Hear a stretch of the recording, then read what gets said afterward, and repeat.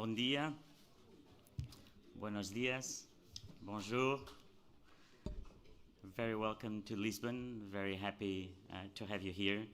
É um momento muito especial, vou só aqui começar em português e depois irei para inglês, porque muitos que estão aqui não falam português. Mas agradecer-vos, é um momento muito importante, é uma reunião do PPE, que eu sei que teve uma inspiração de vir a Lisboa por eu ser o presidente da Câmara de Lisboa, e queria agradecer ao Siegfried, a todos aqueles que aqui estão, ao Paulo Rangel, ao José Manuel Fernandes, que é a cabeça hoje da delegação do PSD em Bruxelas, ao Nuno Melo, o presidente do CDS, e a todos. Mas agradecer sobretudo aos presidentes da Câmara que aqui estão e que são grandes e bons amigos. A presidente da Comunidade de Madrid, a Isabel Ayuso, que tivemos o grande gosto ontem de assinar um acordo, e os dois presidentes da Câmara, que tenho aqui, de Atenas e de Varsóvia, dois grandes exemplos do PPE. Portanto, estamos aqui com grande força e estamos aqui em conjunto para mostrar a importância das cidades e as cidades na Europa.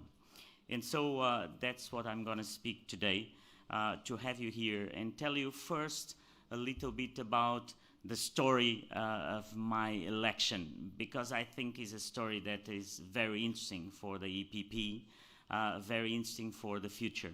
And as I told you yesterday, I think that I won this election for two reasons. The first, because I really acted as an EPP member, listening to people, working with people, and really making politics in a different way. And that is extremely important in these days, where people don't believe anymore in politics and they don't believe anymore in politicians. So there's an opportunity for us as a party to make that difference, and make the difference to be the ones that make politics in a different way. And so making politics in a different way is really listening to people and then get people to be with us. And so in the Town Hall of Lisbon, we created something very different, which we call the Citizens' Assembly. And the Citizens' Assembly is to get the citizens to come and work with us. Instead of doing the pure public consultation, one of my first promises was really to get people to come and work with us. So we do these meetings where we get people randomly from the city. They come and they work on solutions. They work on solutions that then they work with the people of the municipality to make it happen. And that changes everything. And I think that's one of the reasons that really we won the elections. It was that one of the main reasons, to make it different for people. The second reason, I think that people today understand that to be a mayor, you have to be a person that links the cities to Europe.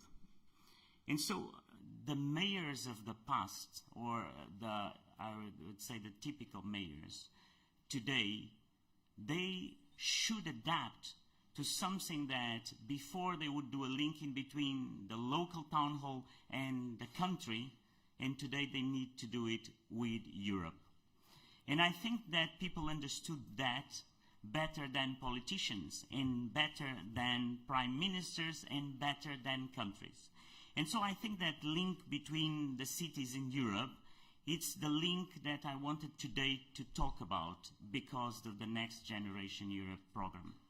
I think that cities today are really the translators of European policies to citizens. And when I say that cities are the translators, it's because cities are the only platform that can translate your language into the language of the people. And when in Europe, you as parliamentarians decide that you want to have carbon neutral cities, that for people locally doesn't mean anything, because they don't even understand what you're talking about. They need the translation of that carbon neutral cities concept into very simple concepts and concrete actions at the city level. And that's what mayors do, is to basically do that translation. So when I became a mayor, the translation of that with the socialists was just about keeping the same discussions, for me, was really to change it to very concrete actions. So the first action was to make public transportation free for the young and the elderly. And by making public transportation free for the young and the elderly, we were able to go and explain people what does it mean to have less carbon in our skies, is to have public transportation for free. And today 70,000 people have public transportation for free in Lisbon. Then I translated that in the fact that if you want to stop having floods in Lisbon, you have also to have concrete measures to adapt Lisbon to the climate change. And we started the major works that Lisbon has never seen before, which are 2 tunnels that will get the water from the top of the hills to the river so you don't get floods in the city. This is adaptation. And we have to adapt cities in a way that people say, yes, if I have these tunnels, if I have these collectors, then I don't have floods anymore in my town. And then you talk to people and they say, oh, okay, now I understand climate change. Now I understand what climate change is about. Climate change is about doing these things that actually make that my life is easier. And that's a big difference with the socialists, is that the way we tackle climate change is about making people's lives easier and not the other way around.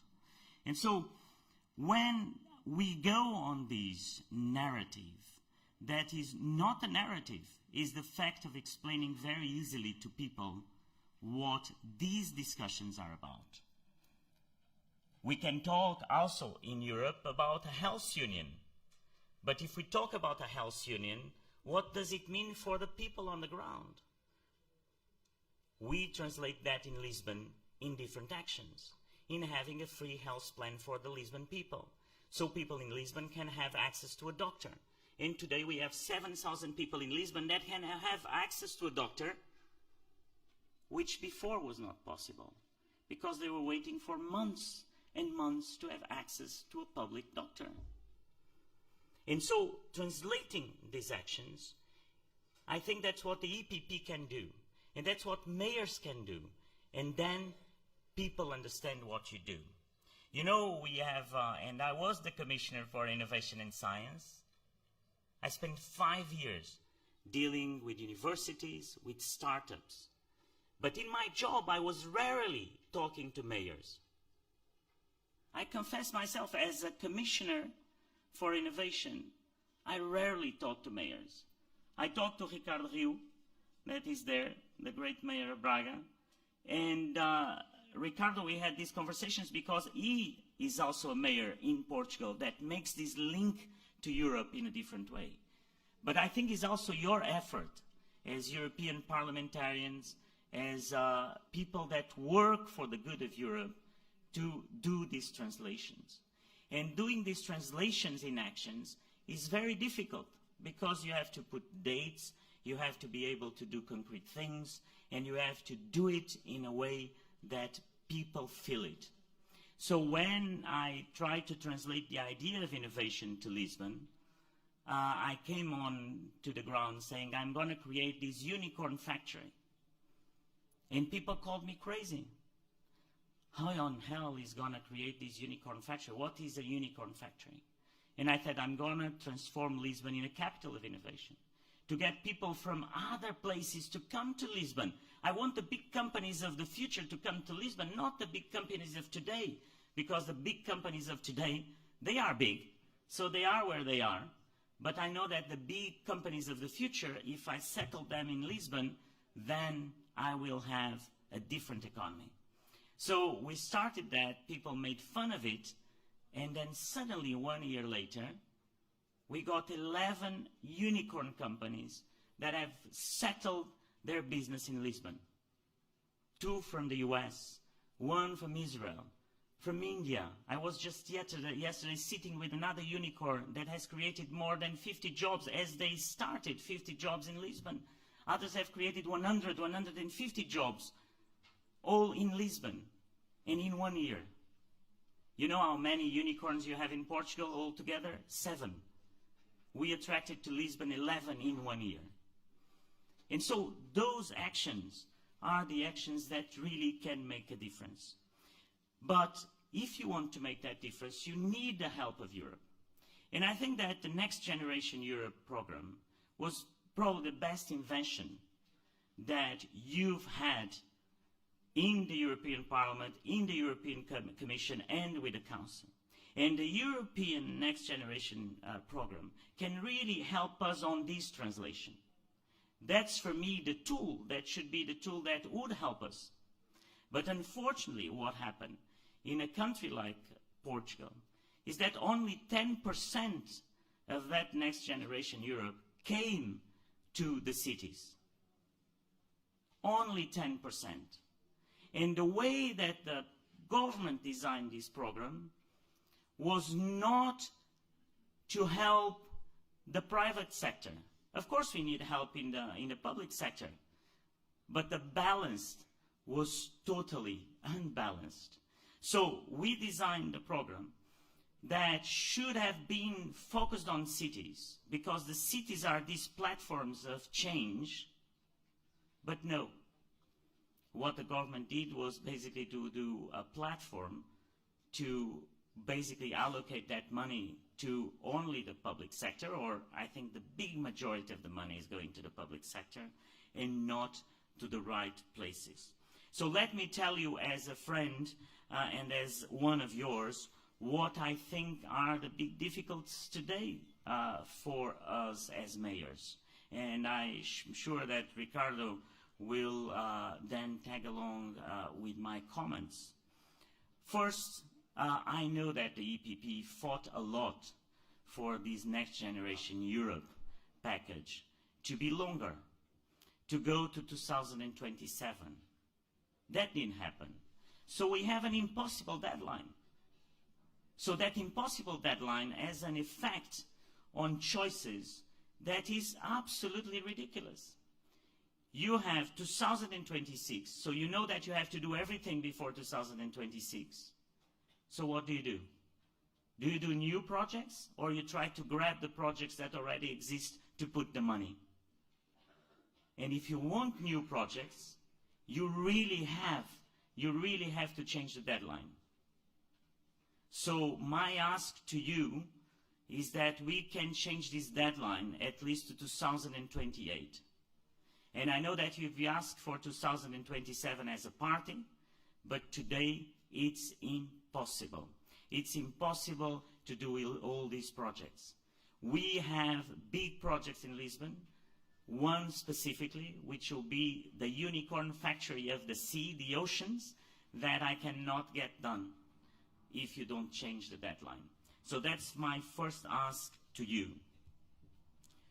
The second point is that, and I don't know if it's the Portuguese government or the European decision, is about incentives. If the incentives for Next Generation Europe are that for every month of delay that I have in a project, I have to pay over €1 million of fees to the government, I mean, that's wrong.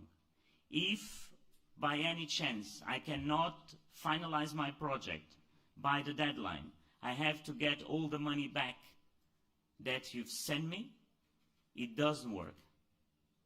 If I am, as I am, still waiting for more than a year for get reimbursements, it doesn't work. And so we have to be very careful, because if the incentives are negative, then people will not go along. And so I have a big team in my town hall just dealing with the Next Generation Europe, but they feel afraid. And when you have these European programs, and then people feel afraid of not being able to do it, what do you think that a public servant does? And rightly so. It just says, okay, I'm not going to go ahead.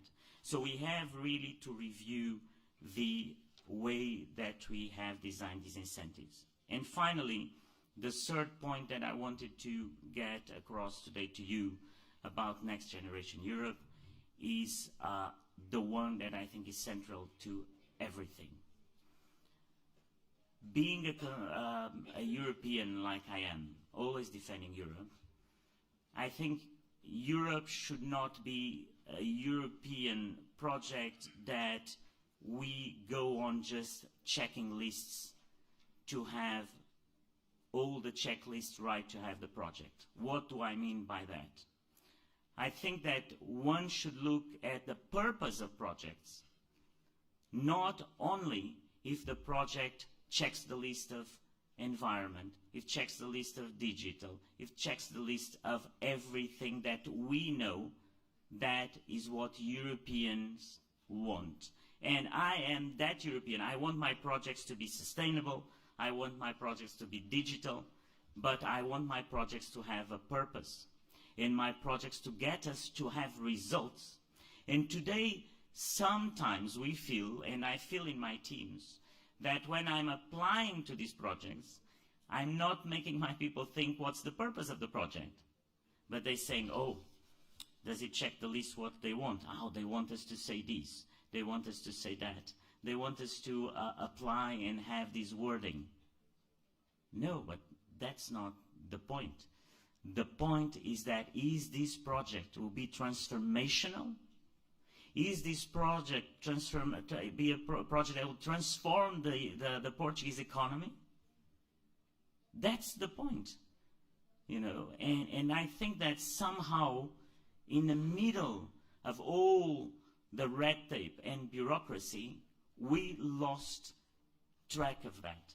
So take this advice as advice of a friend, but more than anything, I want to thank Europe. And I want to thank Europe from the bottom of my heart. And I'm going to do it in Portuguese now to end my speech, because I think it's extremely important for the Portuguese media and for my Portuguese friends. Nós, sem Europa, não somos nada, meus amigos. Não somos nada sem Europa. Aquilo que nós vivemos, aquilo que nós tivemos durante os anos da pandemia, leva-nos realmente a concluir que temos que agradecer à Europa todos os dias. Eu agradeço à Europa por hoje estar a construir aquilo que vão ser os 2 maiores túneis de drenagem da Europa em Lisboa, para evitar as cheias de Lisboa. Estamos a fazê-lo com o dinheiro da Europa. Estamos a trabalhar com a Europa todos os dias para o fazer. E se não fosse a Europa, nós não o tínhamos. Se não fosse a Europa, aquilo que foi o maior centro de vacinação que tivemos em Lisboa para vacinar as pessoas durante o Covid, não tinha existido. Não tinha acontecido. É por isso que temos que agradecer. Agradecer à Europa e estar hoje convictos desse papel da Europa nas nossas vidas. Eu, como Presidente da Câmara, quero ser mais do que tudo aquele que trata das pessoas, que cuida das pessoas, mas que faz esta ligação essencial entre as cidades e a Europa. E cada vez os países estarão mais fracos, mas as cidades estarão mais fortes e a Europa estará mais forte. Viva a Europa, viva as cidades, viva Lisboa. Muito obrigado.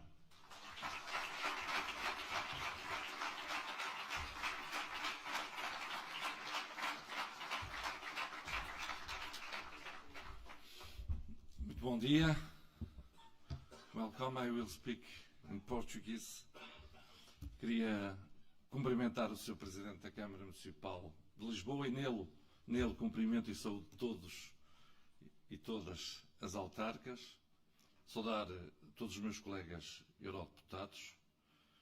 Um abraço especial para o Siegfried Muresan, que tem estado à frente destas iniciativas e que, aliás, foi o negociador do mecanismo de recuperação e resiliência que deu lugar aos planos de recuperação e resiliência. Um cumprimento também para todas e todos que estão aqui nesta iniciativa.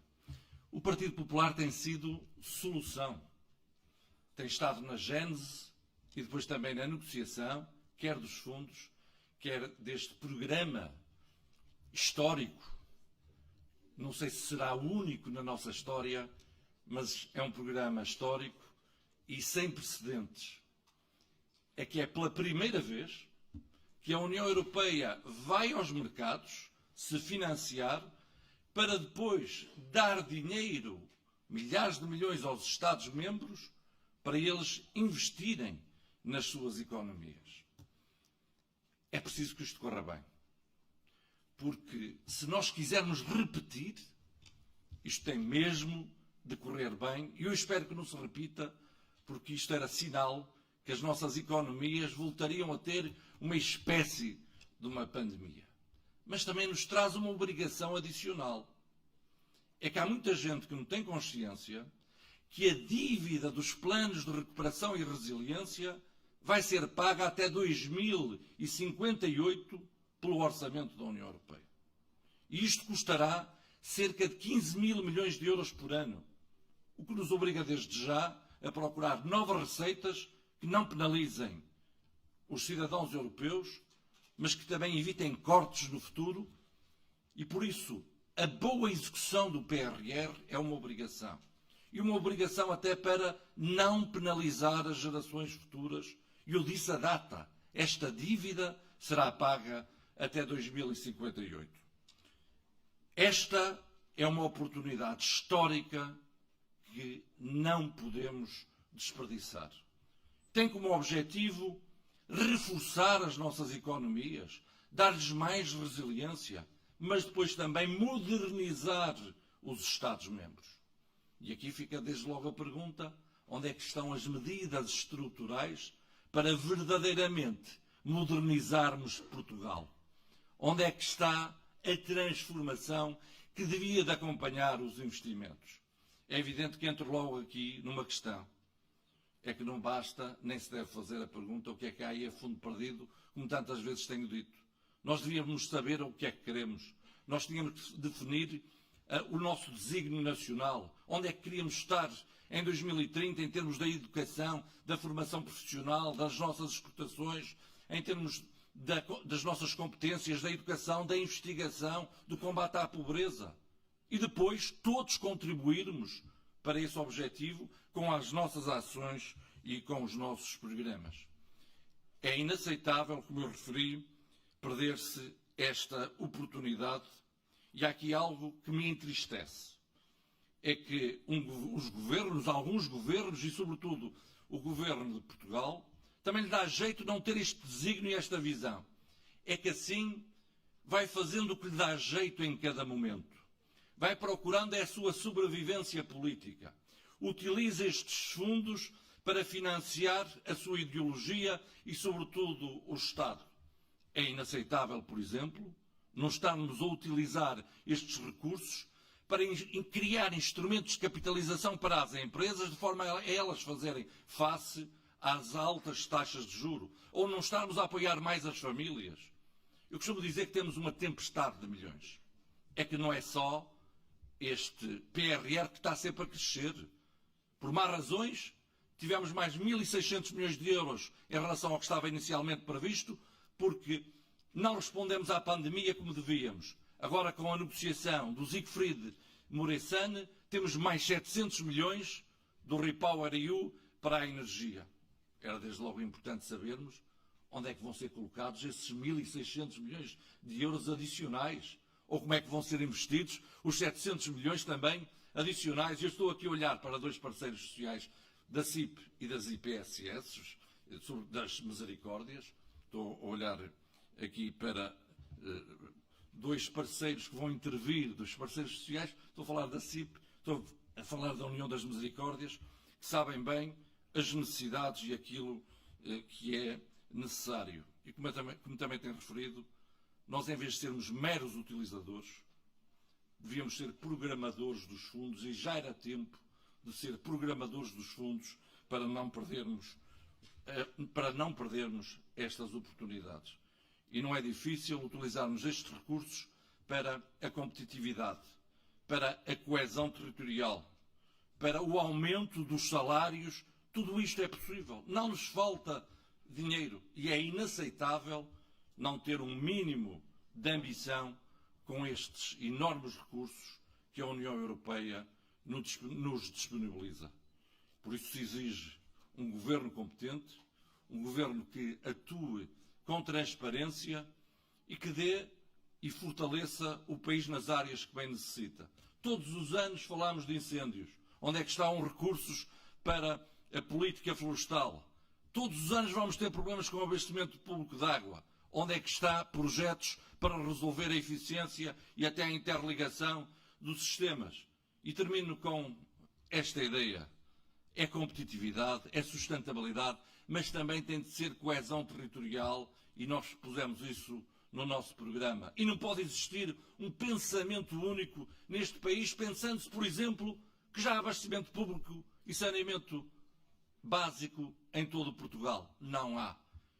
Esta enorme oportunidade tem de nos colocar num outro patamar. Bem sei que para isso precisávamos de um governo que desde logo na sua orgânica soubesse se articular para depois poder articular os fundos. É que, por exemplo, temos uma ministra que está com o PRR e o Portugal 2030, a política de coesão, mas depois temos uma outra ministra, que é a ministra da coesão e só gere os programas regionais, e o ministro da economia, o que gera é o programa do mar, com cerca de 380 milhões de euros, e fica tudo dito também sobre a desorganização que existe no governo e a falta de visão. O nosso objetivo é ajudarmos todos os Estados-membros, é fazermos o máximo para Portugal, utilizarmos bem estes recursos e daí também este seminário, esta iniciativa que eu agradeço ao principal organizador, Siegfried Muresan. Muito obrigado.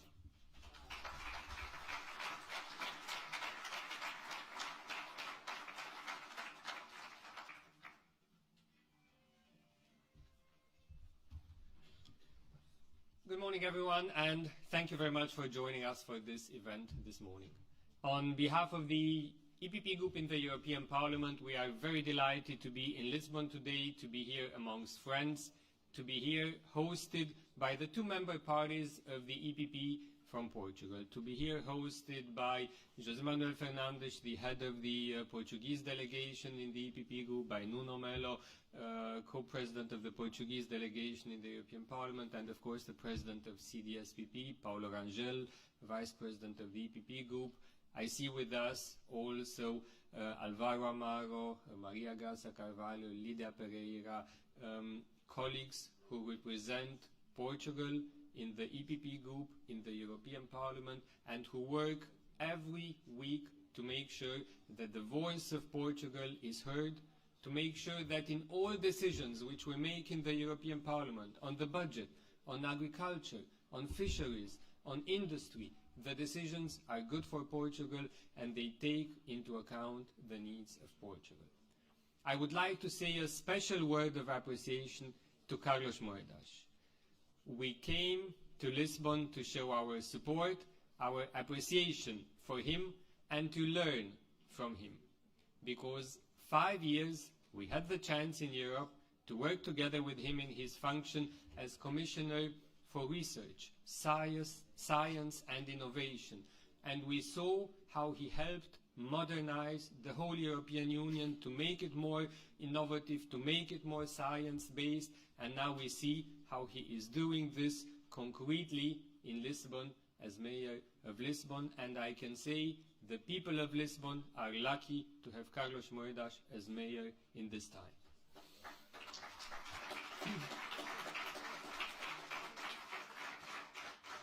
I would like also to thank mayors and colleagues who came from all Europe to be with us here today. Marco Marcula, the president of the Helsinki region. Isabel Díaz Ayuso, the president of the Madrid community. Rafał Trzaskowski, the mayor of Warsaw. Kostas Bakoyannis, the mayor of Athens. They are all here because as EPP we want to build a network of mayors who are close to the people but who also work together at European level. They learn from each other, they see the best projects, they bring them back home, they support each other. This is what the EPP stands for. The topic of our meeting today is European funds. And the truth is that there are now more European funds available than at any time before, and European funds, money from the traditional budget of the European Union and from Next Generation EU, are a major source of investment in Portugal, in Spain, in many member states of the European Union. Next Generation EU is the biggest package of economic support ever created by the European Union. It is unique, it is limited in time, so this is why it is so essential that we spend this money well. Socialists only talk about spending money, but for us, for the EPP, it is about spending it well. It is about doing what helps people most. It is about putting the money in those projects which generate more growth, which generate more jobs, which allow for stable and well-paid jobs for the people back home. And this is also what we want to discuss about today. We believe that in order to finance the right projects, the voice of mayors, the voice of regions has to be heard, and we know that this was not heard enough by the Portuguese government here, and we want to give mayors a voice because there is a lot of money, time is short. Next Generation EU, the implementation of EU funds can be a success with the mayors because they know what is needed at local level. They know what are the needs of the people, what infrastructure project communities need, which schools need support, which hospitals need to be modernized. This is why implementing European funds with the mayor is a guarantee that money is used where people need it. And this is what the EPP stands for. This is what we feel lacked was missing when the Portuguese government prepared the plan. And this is why our message to the government of Portugal is involve the mayors in the implementation of the plan. There was not enough involvement in the preparation of the plan, but it's still not too late. This can be recovered now. Involve mayors. And we see in neighboring country Spain that this should also happen. We also know from mayors in Spain that the socialist government in Madrid is also not hearing them, not listening to the projects, and this is why we say to the government in Madrid, like we say to the government in Lisbon, work for the people, take their projects into account. European funds are money from the people of Europe for the people of Europe. They are not money for governments to be administered in a central way, but they are money to be used where they are needed. And we know from other EPP-governed countries that the involvement of mayors can function. We saw it in Greece, where local leaders were heard by the government. I saw it in my country, Romania, where the government decided together with the mayors which hospitals to modernize, which hospitals to enlarge, and it enlarges those hospitals which mayors said that they are the most urgent. Time is short. We can only succeed with the mayors. Of course, the more money there is, the more we are obliged to be transparent. This is why what Carlos Moedas as mayor said, we govern with the people, they are involved in decisions, they have a right to know where taxpayers' money flow, should also apply to European funds. This will also be a topic for our discussion today. How do we make sure that we use money in a transparent way, that we use it to modernize our economy, our public systems, to make them more resilient? This will be the topic of our event today. Make sure that we spend it well, that we spend it with local communities, that we put money where it matters. We know it can be done. We know from Greece, we know from Croatia, we know from Romania it can be done. We hope it will happen also in a way in which authorities here will work closer to the mayors, closer to the citizens. To do it, we as EPP are ready to do this, and thank you very much for joining us for this event today.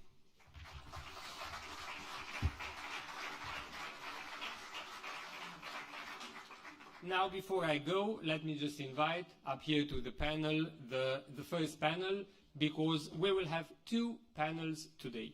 The title of the first panel will be exactly this: Involvement of Local Authorities in the Design and Implementation of the Recovery Plan, Lessons Learned. And let me invite on stage the moderator for this panel, Jan Olbricht, a vice chair of the EPP group in the European Parliament from Poland,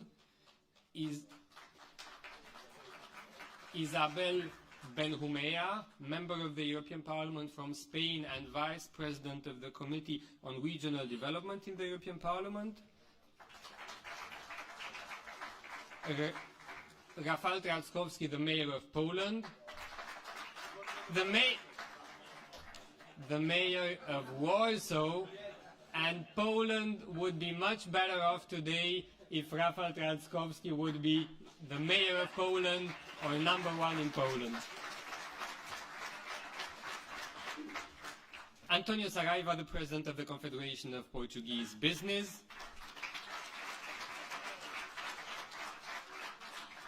Ricardo Rio, the mayor of Braga, Manuel Lemos, the president of the Union of Portuguese Mercies, and Duarte Novo, the mayor of Oliveira do Bairro. And I leave you with Jan Olbricht, who takes the lead now. Thank you very much. Yes, good morning, everybody. And I'm very glad that Siegfried made a mistake. I'm from Poland. Unfortunately, there was very, very close that Rafał Trzaskowski would be the president of our country. So it's never lost, you know. So let's hope in the future, because he was a really very good candidate. I would like to, because all the participants of the panel have been obviously Jews, I don't have to introduce the panelists from Portugal. This panel is quite specially constructed. Why? Because we are coming here as the mayor of Warsaw and members of the European Parliament. And of course, I just want to inform you non-officially that of course we in the Parliament, we are following all the RRFs in member states. So it's not that we are coming here not knowing, not knowing nothing about the Portuguese RRF. We have a special center which is preparing the analysis of each RRF. So we have in fact, we are now informed what is the state of play. But this is not that we will try to discuss, we from outside of Portugal to discuss your plan in detail. It's like coming here and to control and to monitor. But let's start to think from different perspectives. First perspective is, okay, what our two speakers, which will make the introduction, or how they look at the situation, which should be a model situation. It means how it should look like. All the consultation of different stakeholders, mainly the local governments. What is the situation that we would like to have as a very, very demanding and very clear politically? So that's why the first two speakers, they will tell us from their perspective, from their practice, as how this process of consultation should look like. And of course, not only consultation before, but also the participation of different stakeholders during the implementation. The question is how it should be controlled. Is it really controlled? What do we expect? First speaker will be Isabel Benjumea, which will speak on behalf of the work inside the Parliament. She is the member of the Regional Development Committee. So just looking, okay, what are our expectations concerning the RRF, especially that we have, in fact, two different policies. One is RRF, the other one is cohesion policy. RRF has completely different rules. Cohesion policy has different rules. So RRF is limited in time. Cohesion policy is much, much longer. The question is how we in the Parliament, how Regional Development Committee and a member from Spain is looking at this problem of RRF, how it should look like, at the beginning, this is a history, not in Poland. In Poland, we are still ahead of implementing. But how we as in the Parliament, we would like to see it. Just to finalize this introduction, you know, we practitioners, because you know, I mean, many of us, we used to be the mayors of the cities. Me also, I was the mayor of the city. I know what it really means, consultation. And consultation very often can be, everything is ready, and we will send it to someone and say, please, you have 2 hours to respond. If you don't respond, anyway, it's consulted. Everything is ready. This is not consultation. This is not a consultation. This is just sending something which is ready. We would like to hear what Mayor Moedas said, work together. Work together. So, first, Isabel Benjumea from Spain, from the Regional Development Committee. What is the expectation from your point of view, from the Parliament, from the Regional Development Committee concerning RRF? Please, the floor is yours. Thank you very much, Jan. Thank you very much, Mr. Moedas, for this really good and warm welcome to your beautiful city. It's a pleasure to be in Lisbon, in Portugal. And thank you very much, Siegfried and Jose Manuel, for organizing this very, very important event, which I hope that will continue around Europe, to give voice to what I believe that they are the most important stakeholders in the success of the implementation of the Recovery Fund, which are the regions and the local municipalities. And I start by saying, and of course I want to say hello to all my good friends from the Portuguese delegation of the EPP, that we work together so hard in agriculture, in taxation, in many other fields, and it's great to be with you here today. I wanted to share with you 3 ideas. First of all, it has been said previously, and I wanted to dive in a little bit on that, which is the huge opportunity we have ahead of us. We have a project that gives the European countries a unique opportunity of huge investment, public investment that comes from the European debt. As Jose Manuel said, it's the first time that Europe goes into the markets to fund such a program. And this program is only one opportunity. And as we are among friends of the same family, which is EPP, the success of this program is the success of EPP, because it was led and it was designed by EPP Commission, and we are the largest group of the European Parliament. So we really need to make this opportunity a success. And if we don't do that, if there is not a success, if the money is not well spent, if the money is not put into the right projects, if the right reforms are not put into place, then at the end of the day, EPP will be somehow pointed out as responsible for the failure of the RRF. And I really believe that we really need to acknowledge this. Secondly, there is a situation among most of the member states, and we've been denouncing this within the Regional Development Committee in the European Parliament, also within the Economic Affairs Committee in the European Parliament, that the member states pushed to have absolute control over the Recovery Fund. They didn't allow to put in the regulation that it was mandatory to take into account the proposals of the local municipalities or the proposals of the regions. They decided to have full control, centralized control, in a regional Europe, in a Europe that is based on the regions.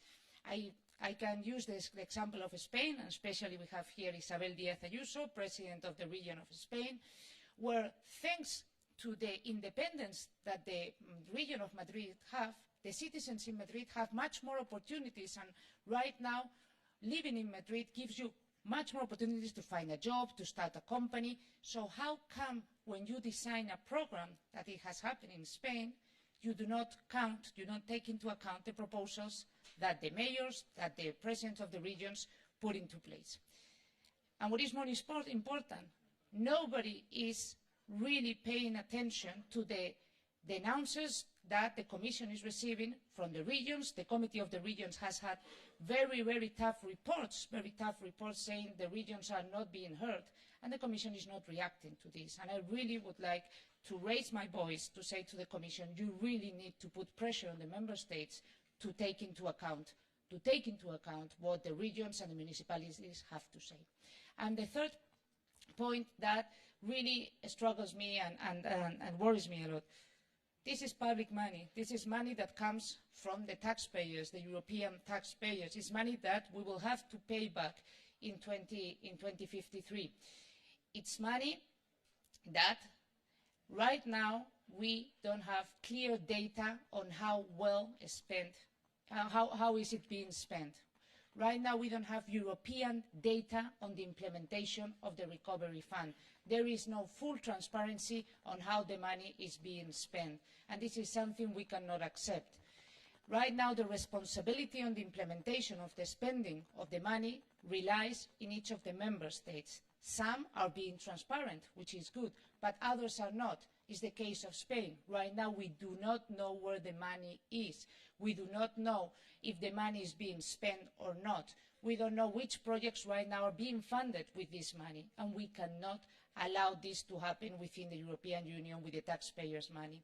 Another concern, right now most of the projects that are being funded are public projects. I have nothing against good public projects. But if we really want to create growth, if we really want to create jobs, if we really want to invest in the design of a resilient and a competitive economy, we really need to make sure that this money goes into the private sector, goes into the startups, the entrepreneurs, the SMEs, and also the large corporations. And a final remark. We've said this, EPP, constantly with Siegfried, with José Manuel. We've struggled very much each time we have our hearings with the Commission, is that we really need to also demand that we have a real audit on the impact that the reforms of the different Member States have. Because there is a conditionality. This money doesn't come just for free. Member States need to make the right reforms in place so that we can become more resilient, which is the name of the project. And if we really want to do that, we really need to have a real in-depth analysis of the impact of the reforms that the Member States are putting into place. And we as EPP cannot allow that those reforms are not the reforms on the right path, reforms for progress, reforms that create more jobs, reforms that help us be more competitive. And why not talk about fiscal incentive? Why not talk about creating a very attractive fiscal environment within the European Union, which, by the way, it's allowed to include it in the different programs. So we have a huge opportunity. We are talking about the largest amount of European public money that will be sent into the Member States along with the cohesion funds. So there is only one opportunity. We really need to put pressure on the Member States, but also on the Commission, and demand transparency, demand efficiency in the spending, demand real projects that have impact cross-border, but also at the national level, and the right reforms that gives the future generations who will be paying for the Recovery Fund a real chance. So these are the things that we, along with my colleagues, are fighting within the European Parliament, and we are constantly demanding for responsibility in the spending of the fund. Thank you very much.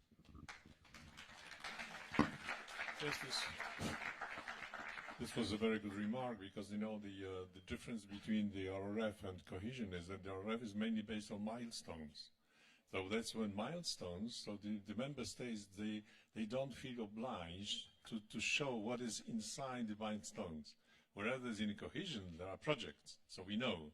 When milestones, what Isabella just explained, it's very difficult for us to understand what is going on. So I think I would thank you very much. Now I'd like to give the floor to Rafał Trzaskowski. By the way, going to the speech of Mr. Mayor Moedas, we have some mayors which are very European. So it means that someone like you, Rafał, came from European level, from European Parliament to be the mayor. Here's one of these mayors which are very European, not only because he speaks languages, including Portuguese, but I hope that he will not speak Portuguese today, his speech, but just information for the media. So But this is a question of way of thinking. I mean, this is this different perspective. I mean, the way. So, I, with the big pleasure and honor, I give the floor to Rafał, who is the mayor of Warsaw, former member of European Parliament, and you will see what it really means to be European mayor. Please, the floor is yours. Bom dia. Não fala português, porque posso entender quase todos. Queria agradecer o convite a todos os meus amigos portugueses, Carlos, José Manuel, Siegfried, Mulțumesc. This is really important to be able to talk about what's in store, even though Poland, as you know, is not using the recovery money yet because of the fact that the government is breaking the rule of law. Even though we have quite a few things to say about it and to share with you. First of all, because we focus on the rule of law and we focus on the money. But you have to understand this, that the recovery plan, this is a plan for the modernization of Europe and modernization of Poland. And people keep forgetting about it. I mean, we have been modernizing our countries for the past 30 years, and now we need an additional push. After COVID, after the war, in terms of energy crisis and so on and so forth, that's exactly what we need. This is like a medicine that we need to keep on moving and to make Europe competitive.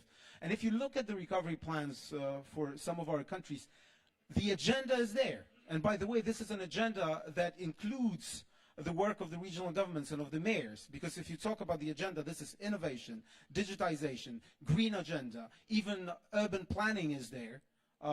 Things like transportation, things like affordable housing and so on and so forth. All of those priorities are there. And let me tell you one thing. You cannot do it without the regional and local governments. You cannot do it without the cities. That's why it is so absolutely crucial that this plan, its implementation, is not centralized. And that's what the government do. And moreover, they're politicizing the whole process. And we all know the cohesion policy, how many strings are attached to it, so that the European institutions can actually watch the process in implementation. Whereas the recovery plan is totally centralized, it was given to the governments to actually play with, and that's why we need to have some control over what's going on. And I mean, when it comes to the politicization process, as far as I know, because of course, you know, the plan is not being implemented in Poland for obvious reasons, there were quite a lot of tricks employed by the conservative government to actually make it impossible or at least very difficult for cities to use the money.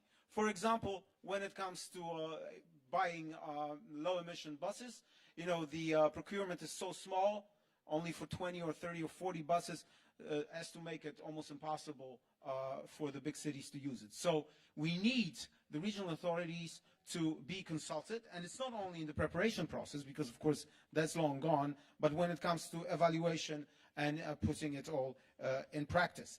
That's why I think our role is so important, because we are going to be involved in putting it in place, but also because we really know how to do it, because we have been spending money for the past European money for the past 20 or 25 years. We have the projects, we have the know-how, and on top of that we are so well connected thanks to the Committee of the Regions, thanks to other institutions which help us network, help us exchange our experiences, so that we can make sure that what we do is actually going to be used, is going to be affordable, is going to be effective. And that's why the role of the regional and local authorities is so absolutely crucial.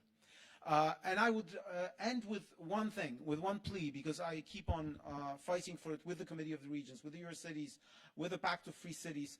We all are saying one thing. In those difficult times, look at what's happening.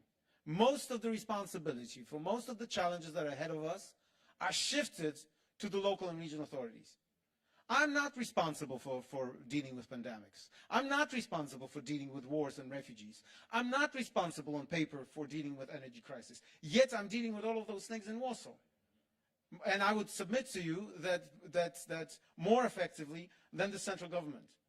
And if you want digital Europe, if you want modern Europe, if you want to fight global changes and global warming seriously, if you want to have good quality of air, you need to do it with the cities. You cannot keep us out of that. That's why we are fighting for a small direct financing for the cities. Of course, most of the money, 95%, will still go to national envelopes. But we need to do that. That's why the projects like 100 Green Cities are so important. That's why we need to keep on pushing for such projects to include us. And on recovery plan, if you do not consult us, if you don't take our views into consideration, the money will not be used in the most effective way. So this is in the interest of all of us to include regional and local authorities, because if you want real modernization, you got to do it with us. And if you don't believe that, come to Lisbon, come to Warsaw, come to the region of Madrid, come to Braga, look around and see how our cities have changed thanks to the European money, but also thanks to the people who know how to do it. So once again, thank you very much, muito obrigado, and let's go on with the fascinating discussion.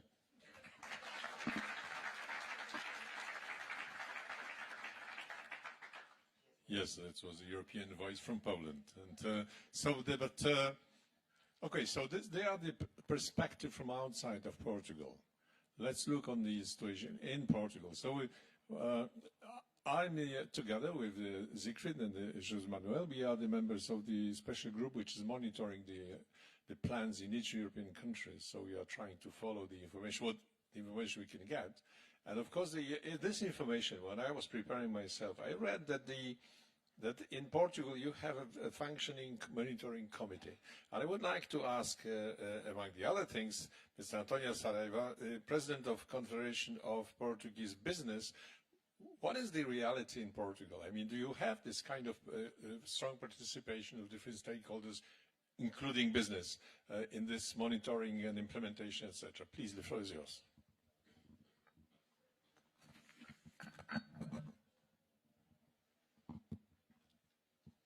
Seguindo o exemplo do José Manuel Fernandes, falarei em português para trocar um pouco também aqui os idiomas. Como pediram para sintetizar em 3 minutos, mais ou menos, preparei aqui 12 pontos, independentemente depois de algum improviso que faça. Num cenário positivo, estamos a viver uma forte desaceleração da atividade económica, como todos sabemos. Na minha perspectiva, há uma clara deterioração e o sentimento das empresas não é positivo para os tempos que se avizinham. A taxa de crescimento prevista pelo Governo para 2023, 1,3%, assenta na previsão de um maior dinamismo do investimento. Esta é, contudo, uma assunção arriscada, uma vez que o investimento empresarial será, como o Governo reconhece, impactado pelo aumento da incerteza, pelo aumento dos custos de financiamento e pelas dificuldades relativas aos custos e oferta de materiais e equipamentos. Sobretudo, acrescento eu, pela degradação das expectativas. O PRR é um importante instrumento para ajudar a contrariar as pressões recessivas que se fazem sentir. Mais de metade do aumento do investimento público previsto para 23 deverá vir exatamente da execução do PRR. É também decisivo enquanto estímulo ao investimento empresarial. Poderíamos olhar para trás e vir aqui fazer uma dura crítica às opções de base que estão subjacentes ao desenho do PRR. Estou convencido que a atribuição das verbas neste plano não traduz a prioridade que deveria ser dada às empresas no processo de recuperação e transformação da economia portuguesa. Poderíamos também criticar a falta de envolvimento dos parceiros sociais no desenvolvimento do PRR. O processo tem vindo, no entanto, devo reconhecer, a melhorar e as consultas têm sido mais frequentes nesta fase de implementação. O importante agora é assegurar que investimos devidamente e executamos rapidamente, porque mais do que anunciar é executar. Portugal terá de executar, em média, mais de 6 mil milhões de euros em fundos europeus por ano, contabilizando o PRR e os fundos estruturais. Historicamente, nos melhores anos, Portugal conseguiu executar 3 mil milhões de euros. Ou seja, vamos duplicar a utilização, espero que correta, destes mesmos fundos. Temos assim um tremendo desafio. Só conseguiremos executar estes fundos e ter sucesso nos objetivos do PRR se existir uma estreita colaboração entre o setor público e o setor privado, em total transparência e entendendo as empresas como parceiras para um objetivo comum. Também precisamos de pensar em formas inovadoras de investir esses valores onde importa e não apenas insistir nos mesmos processos repetidamente. Daí os fortes aplausos que fizemos às agendas mobilizadoras. Em termos do impacto real do PRR, será ainda cedo. De acordo com os últimos números publicados, a contratação foi realizada a 100%. As aprovações estão nos 70%. Já os pagamentos vão nos 9%. e desses só 10% chegaram às empresas. Quanto à participação das autarquias locais e áreas metropolitanas, as aprovações excedem já a dotação dos avisos que lhes foram dirigidos, mas os pagamentos estão ainda em menos de 10% do montante das aprovações. No contexto atual, só posso ver estes números com preocupação. Continuaremos assim a olhar para a execução do PRR em 23 com a máxima atenção e exigência. Costumo dizer que, mais do que recuperar a economia portuguesa, há que a saber transformar. Mais do que recuperar, transformar. E por isso o nosso modelo de desenvolvimento económico exige profundas alterações, exige reformas que politicamente não têm existido a coragem para serem feitas, e se temos agora, como temos, um Parlamento com maioria de um partido, é a altura que, em acordo parlamentar, essas reformas sejam feitas para transformar, de facto, aproveitando esta oportunidade, esta janela, como dizia o José Manuel Fernandes, não sei se a última, é pelo menos uma janela que há que saber aproveitar no curto espaço de tempo que temos para o fazer, há que saber, corrigindo algumas anomalias, há que transformar, de facto, a economia portuguesa, cumprindo, na minha opinião, 3 grandes objetivos, como tenho repetido. E esses 3 objetivos é a dimensão. Somos compostos por micro e pequenas empresas em larga escala, temos que ganhar escala, temos que transformar, temos que aumentar, temos que agregar. Por isso, dimensão, inovação. E inovação exige investimento, investimento exige capital, e por isso a importância de um correto aproveitamento destes fundos para transformar a economia portuguesa e, com os 2 objetivos anteriores, escala, dimensão, inovação, podermos atingir melhor a internacionalização. E cumprindo estes 3 objetivos, Portugal transformar-se-á. Transformaremos a nossa economia. Mas esta é uma oportunidade que não podemos perder. Estes são investimentos que têm que ser feitos. Não basta serem anunciados, têm que ser executados, e é na execução que estamos apostados em monitorizar, em acompanhar, para fazer acontecer o que até agora não foi feito.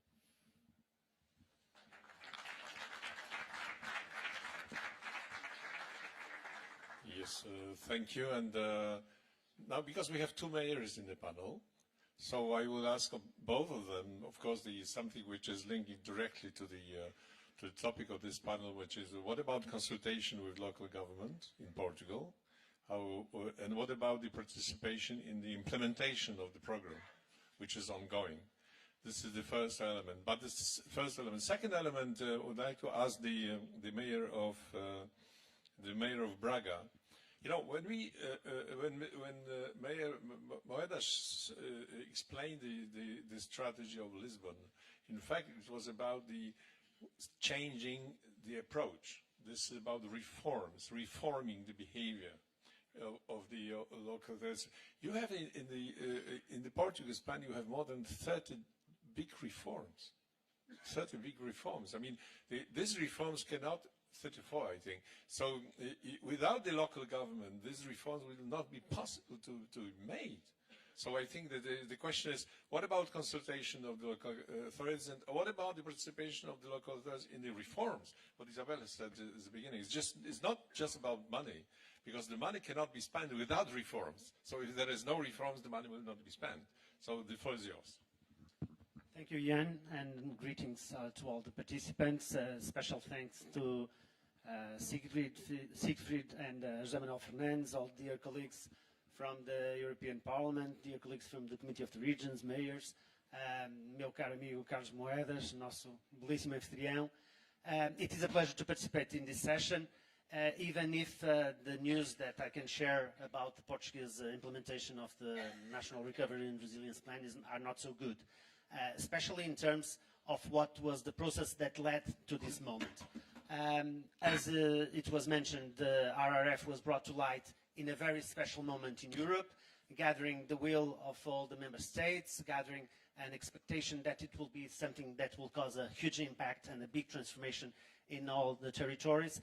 And to do so, I think that it will be beyond our imagination not to involve the authorities that are more conscious of what are the needs of each of the communities, which are more capable of fulfilling each of the projects, which are the regional and local authorities. That's what we have been advising many, many times, as Rafa said, in the Committee of the Regions, in Eurocities, and many other international networks.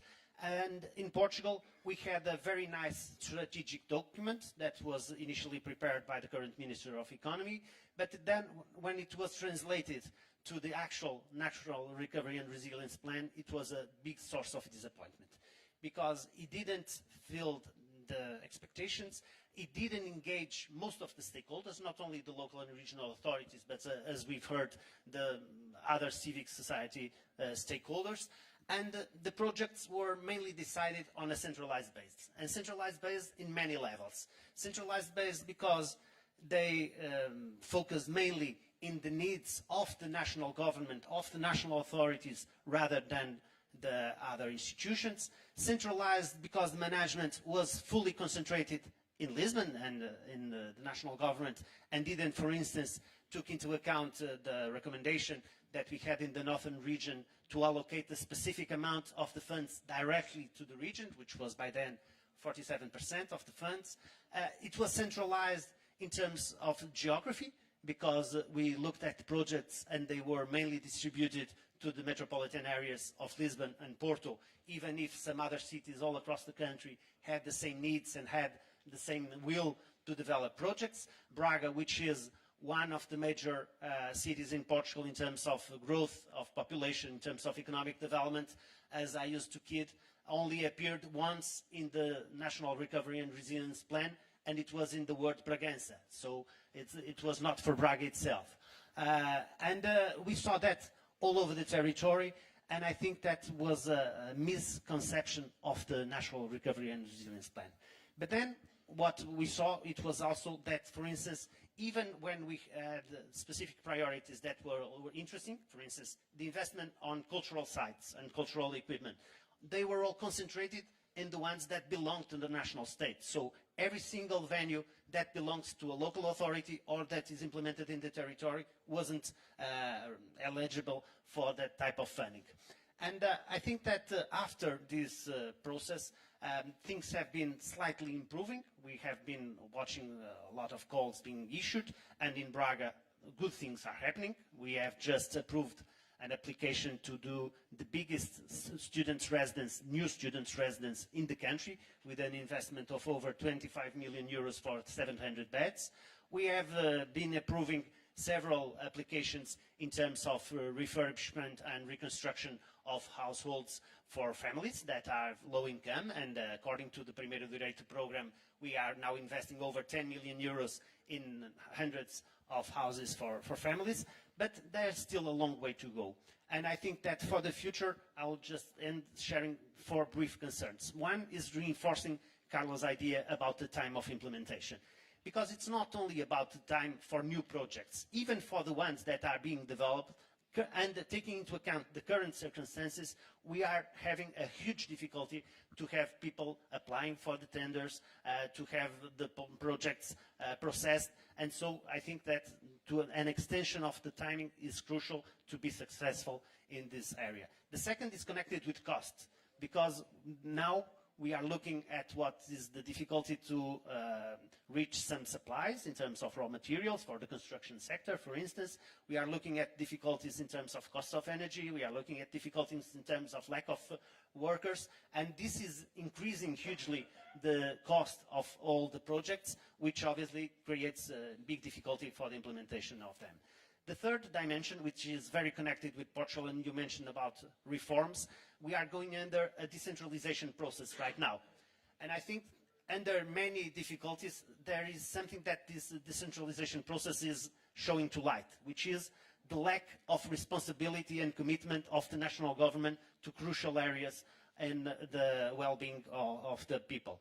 If we look at the quality of the infrastructures in the health area or in the education area, we have a sense of urgency of projects that need to be developed and that should be allocated under the RRF, or the National Recovery and Resilience Plan. But the national government, for instance, is diverting those investments towards the new framework, the Portugal 2030, and trying to steal, in a sense, money from the local authorities to provide funding for these efforts that should be made by the national government. And my final remark, because I'm also the rapporteur of the Committee of the Regions for the Sustainable Development Goals, it's that in the design and the conception of the plans, most of the national recovery and resilience plans didn't address the sustainable development goals at all. I think that in the phase of implementation, in the phase of the monitoring, we need to see how these are matching the projects that are being developed towards the sustainable development goals. Thank you.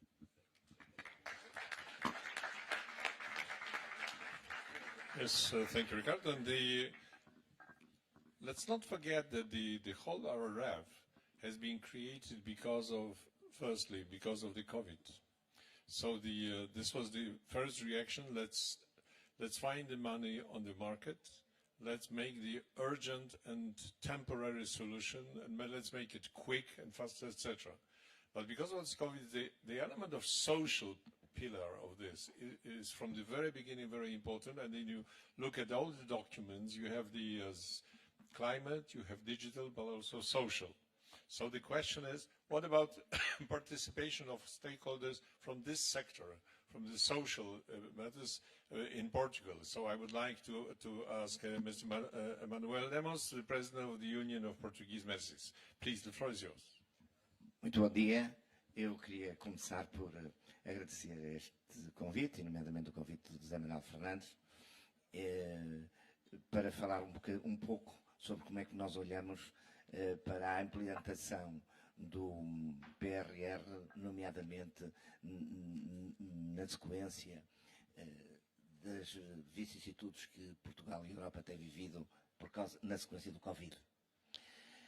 Eu queria dizer que o José Manuel Fernandes foi presidente de uma Câmara Municipal que, desde o princípio, se relacionou muito bem com a misericórdia da sua terra, e isso foi fundamental, não só para o desenvolvimento social daquela comunidade, mas também para que aquelas pessoas vivessem melhor e fossem mais felizes, que é, no fundo, a razão de ser da nossa presença aqui. Uma nota só para os nossos convidados. As Misericórdias são organizações da sociedade civil, são pessoas que se juntam para ajudar os outros. Foi em nome desse princípio, que é um princípio de solidariedade europeia, que os portugueses levaram consigo na epopeia de 500. Dizia-se no século XVII que um português, um padrão, 2 portugueses, um abraço, 3 portugueses, uma misericórdia. E é por isso que ainda hoje, a maior organização europeia da Ásia é a Santa Casa da Misericórdia de Macau. Ou que, no Brasil, as grandes organizações que propagam o ideal da Europa são as Misericórdias, onde há mais de 2.100 misericórdias, mas encontramos misericórdias em toda a América Latina e em muitos outros países do mundo, onde o ideal europeu, que, como ontem dizia, há o uso de liberdade e de solidariedade que não se afirma, pratica-se, é, de facto, algo de verdadeiramente interessante e distintivo. No nosso caso, em Portugal, preocupamos-nos muito, sobretudo neste momento, a nossa maior preocupação são os idosos, a qualidade de vida dos idosos, a proteção aos idosos. E foi neste contexto que nós resistimos durante o Covid, desenvolvemos para isso várias respostas sociais, muitas respostas sociais, que em 3 minutos não dá para explicar, mas que em todo o caso, olhamos para o PRR como uma grande oportunidade. Porque uma coisa é certa, meus amigos, hoje saímos todos daqui mais velhos. Não há volta a dar a isso.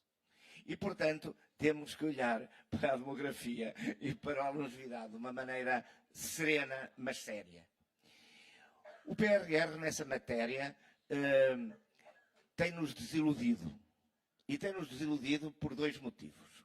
Primeiro, porque o acolhimento que deram ao setor social não correspondeu à dimensão real da realidade portuguesa nesta matéria. E segundo, quando isso aconteceu, digamos, os valores afetados, por exemplo, numa área que os espanhóis chamam sociosanitária, as long-term care, para as contribuições e os apoios não ultrapassam 30% de qualquer tipo de investimento que estamos a fazer. E com 30% de investimento, ainda que se façam muitos acordos, depois na prática isso não se vai traduzir em realização. E, portanto, toda a inovação, tudo aquilo que nós estamos a tentar fazer, é verdade, como disse aqui o António Saraiva, que, e tem que ser dito também, que há hoje uma maior ligação, mas há uma maior ligação porque devíamos estar já em fase plena de obra e, na maior parte dos casos, a obra não começou e, como disse ali o Zé Manuel Fernandes, corremos o risco de perder uma oportunidade. Penso que para já ficava por aqui. Muito obrigado.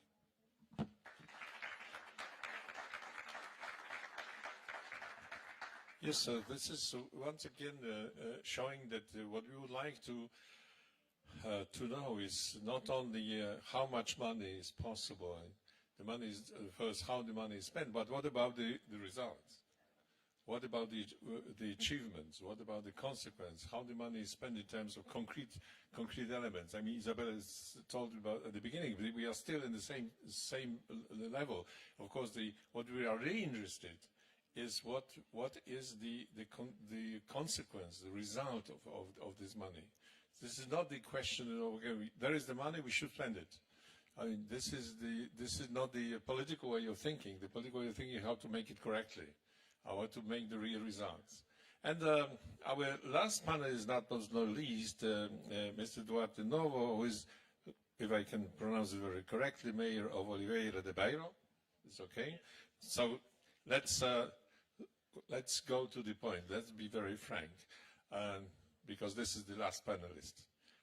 Will you do it? I mean, do you have enough time to do it? Because the time is very limited. The time is absolutely limited. So the question from my point of view, as a practitioner, if you want to make it to the half of 26, it should be the projects which are almost ready, prepared. And where are the projects? The projects are in the local government. They are prepared and ready, etc. If we start in the investment process, normal investment process, you will not manage. So the question is, what is your situation? Where do you manage? I mean, are you enough time to do it? Or at the end you will say, sorry, I will not do it. So this is, sorry, it's very practical, but no, let's say it, because we as members of the parliament would like to know it. Because very often we say, this time limited is not very, very efficient. So because we will be in a very difficult, we understand all the problems with the financial market, etc., etc. But okay, let's go to reality. Mayor of the city, will you manage? Obrigado a todos, bom dia, e agradeço pelo convite e pela oportunidade que é dado a uma pequena cidade da região centro do país, Oliveira do Bairro, famosa e conhecida região da Bairrada, ter a oportunidade de expor aquilo que é a sua relação, aquilo que são as suas oportunidades e como convive e como aproveita as oportunidades para se desenvolver. De facto, tem toda a razão, o colega de Braga, quando aqui explanou de uma forma bastante abrangente aquilo que são os problemas do PRR, aquilo que ele trouxe, a forma como foi idealizado e como, em alguns exemplos, nós não conseguimos descolar.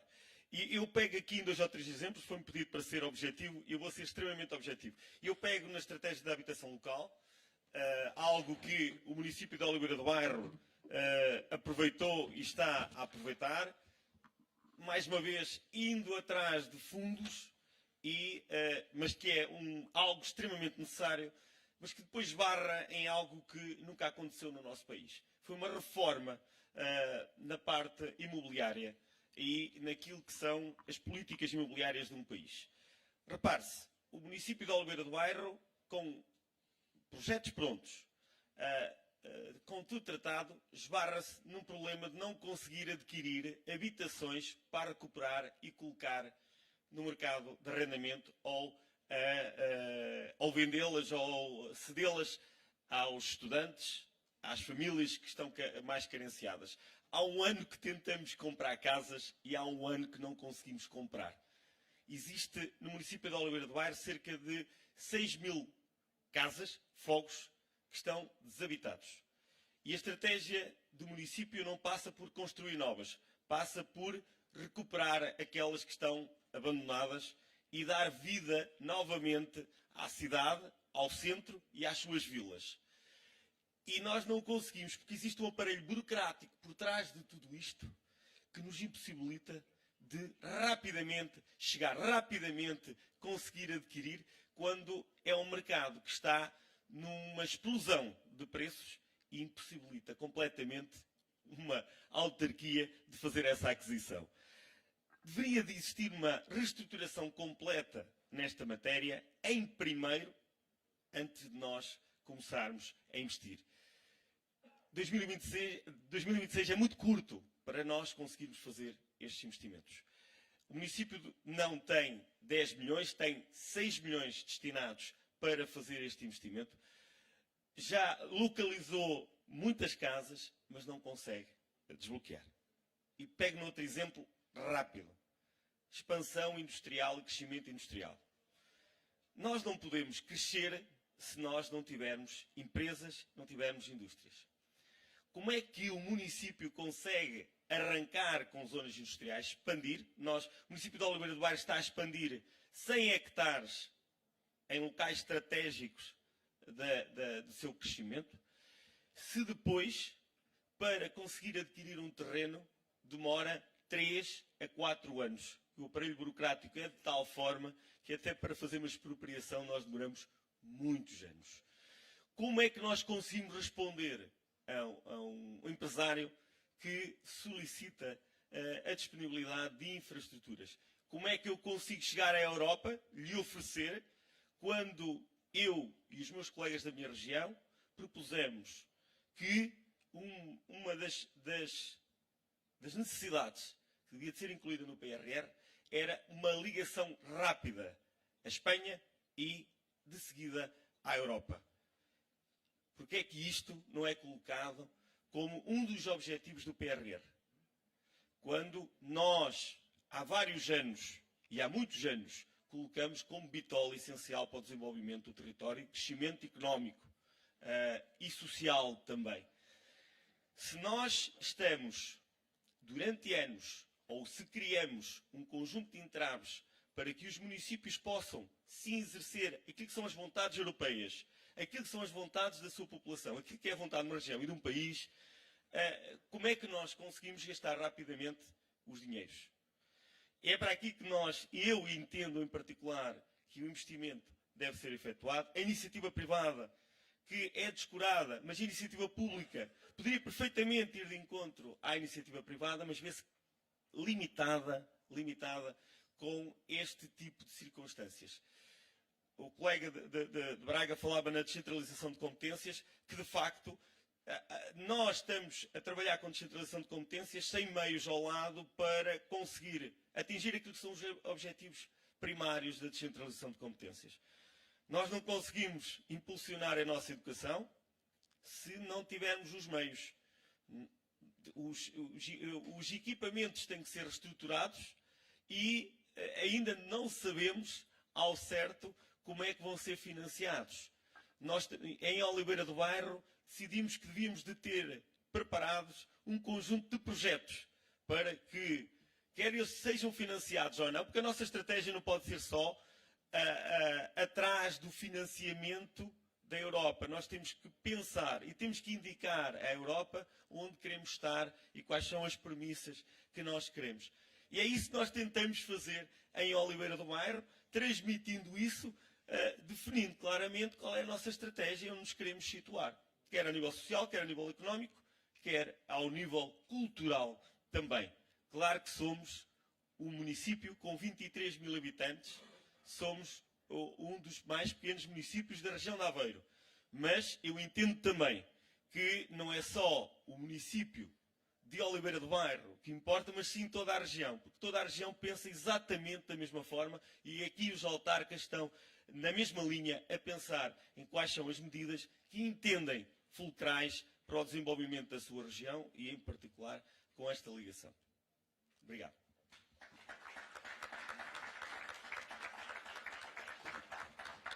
So it's quite clear that with this discussion, you see very well that not having a very close cooperation with local authorities and the other stakeholders is not, the question is not correct.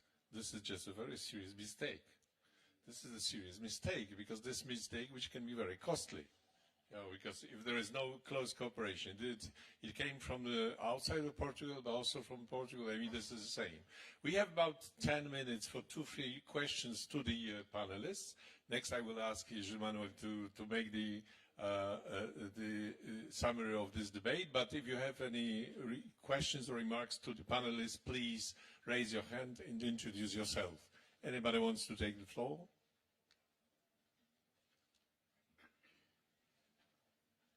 If it's not the case, I will give the floor to Gilles Manuel.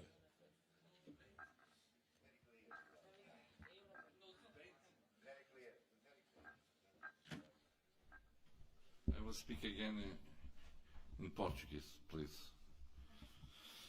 Bem, o PPE fez emendas e conseguiu que o regulamento obrigatoriamente tivesse um artigo para a consulta do poder local, regional e dos parceiros sociais. Mas os governos, e o governo português, com a habilidade que se lhe reconhece, fez de conta que fez uma consulta. A consulta tinha um objetivo de envolver, porque nós consideramos que o poder local, o poder regional, as empresas e os parceiros sociais, instituições como as Misericórdias que Manuel Lemos dirige, o provedor dos provedores, como eu lhe chamo, são essenciais para termos projetos de qualidade.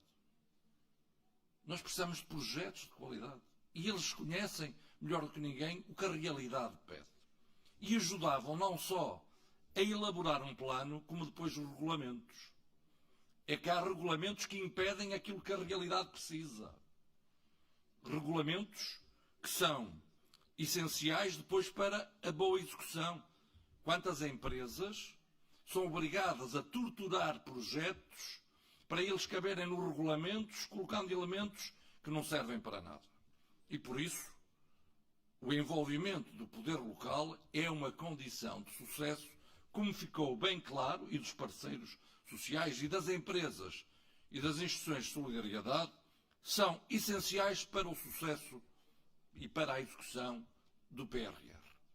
Uma outra conclusão. 2026 para a execução do PRR é algo que vai contra esta qualidade dos projetos. Eu considero que vai-se executar tudo. Vai-se gastar tudo. Mas não basta gastar. É preciso investir. E investir bem, garantindo o futuro de todo o território e de todos os portugueses. Nesta questão de 2026, o Partido Popular Europeu e o Siegfried Mureşan, que liderou essas negociações, procurou que pelo menos fosse até 2027. Foram os Estados-membros que não quiseram. Um tiro no próprio pé. Claro que eu entendo que vamos, não já, vamos conseguir alterar e que o PRR vá para além de 2026. Mas a Comissão Europeia diz o que não é verdade, que era preciso unanimidade no Conselho para esta alteração. Não é preciso, basta maioria no Conselho e o Parlamento dará, não tenho dúvidas, no regulamento do Mecanismo de Recuperação e Resiliência, dará essa autorização. Mas eu também percebo a Comissão. É que os Estados-membros têm muitos milhares de milhões por utilizar. E aqui o calendário é outro problema. Vamos ao caso de Portugal.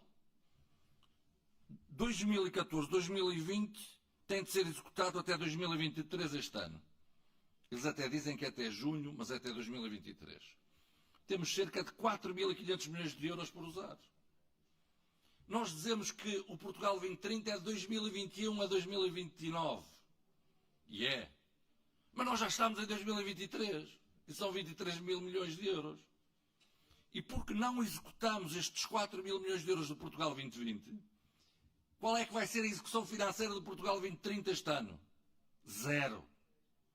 Estão a atrasar propositadamente. E depois, mais uma vez, a fazer tudo de forma atabalhoada. E depois temos o PRR, e aqui há um ponto. Os governos gostam do PRR, mas os governos socialistas adoram o PRR. É que é dinheiro a 100%. Não existe cofinanciamento nacional. Vai diretamente para o Orçamento de Estado e até aumenta o Orçamento de Estado. É centralizado, fazem como querem. E por isso fazem de conta que ouvem, mas não ouvem.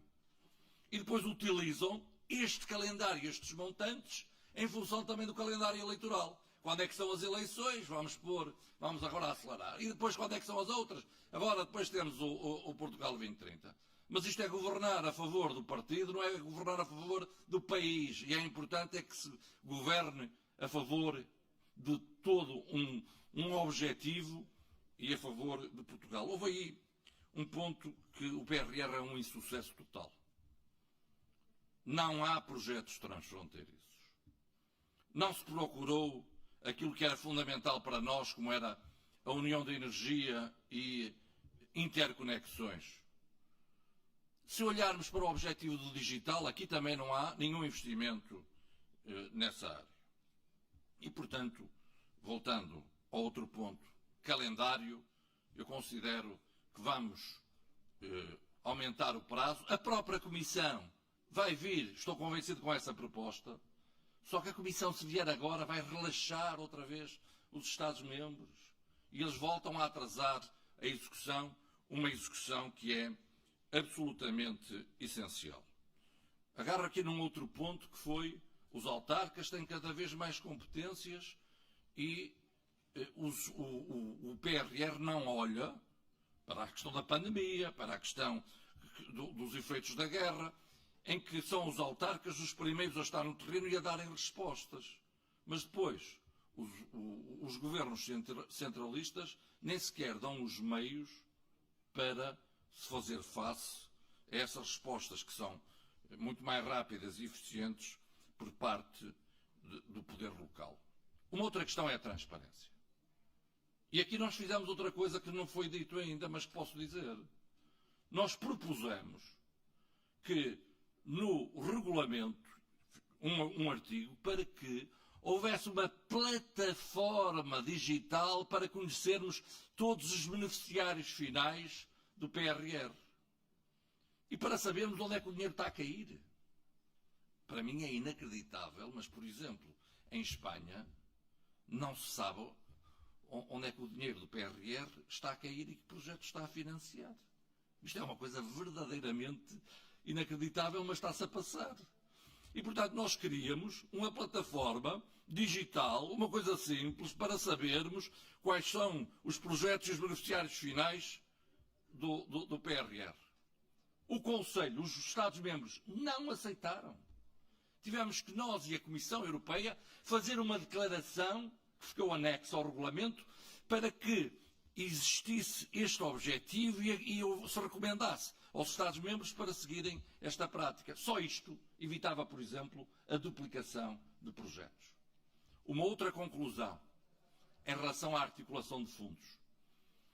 Se olharem para Portugal, nós temos, segundo a Comissão Europeia, o nosso PRR tem menos impacto que o PRR em termos do crescimento do PIB da Grécia, do que a Croácia. E isto também tem uma razão. É que nós não sabemos o que queremos. E, portanto, apresentamos primeiro o PRR. E depois apresentamos, já de PRR aprovado, o Portugal 2030. Não houve nenhuma articulação. Há elementos do Portugal 2030 há elementos do PRR que podiam estar no Portugal 2030. O PRR é mais flexível e agora há financiamentos que se podiam fazer através do PRR e não se fazem porque não está lá e não houve esta conjugação, esta articulação entre PRR, entre Portugal 2030, que é o acordo de parceria, e isto exige outra coisa que é, no fundo, uma ideia que também aqui ficou, que é os projetos que são aprovados em termos mesmo locais, devem estar integrados numa estratégia nacional onde se procurem sinergias e onde se atinjam objetivos que devem ser objetivos comuns. Nós, no regulamento, fizemos vários eixos e um deles é a coesão territorial.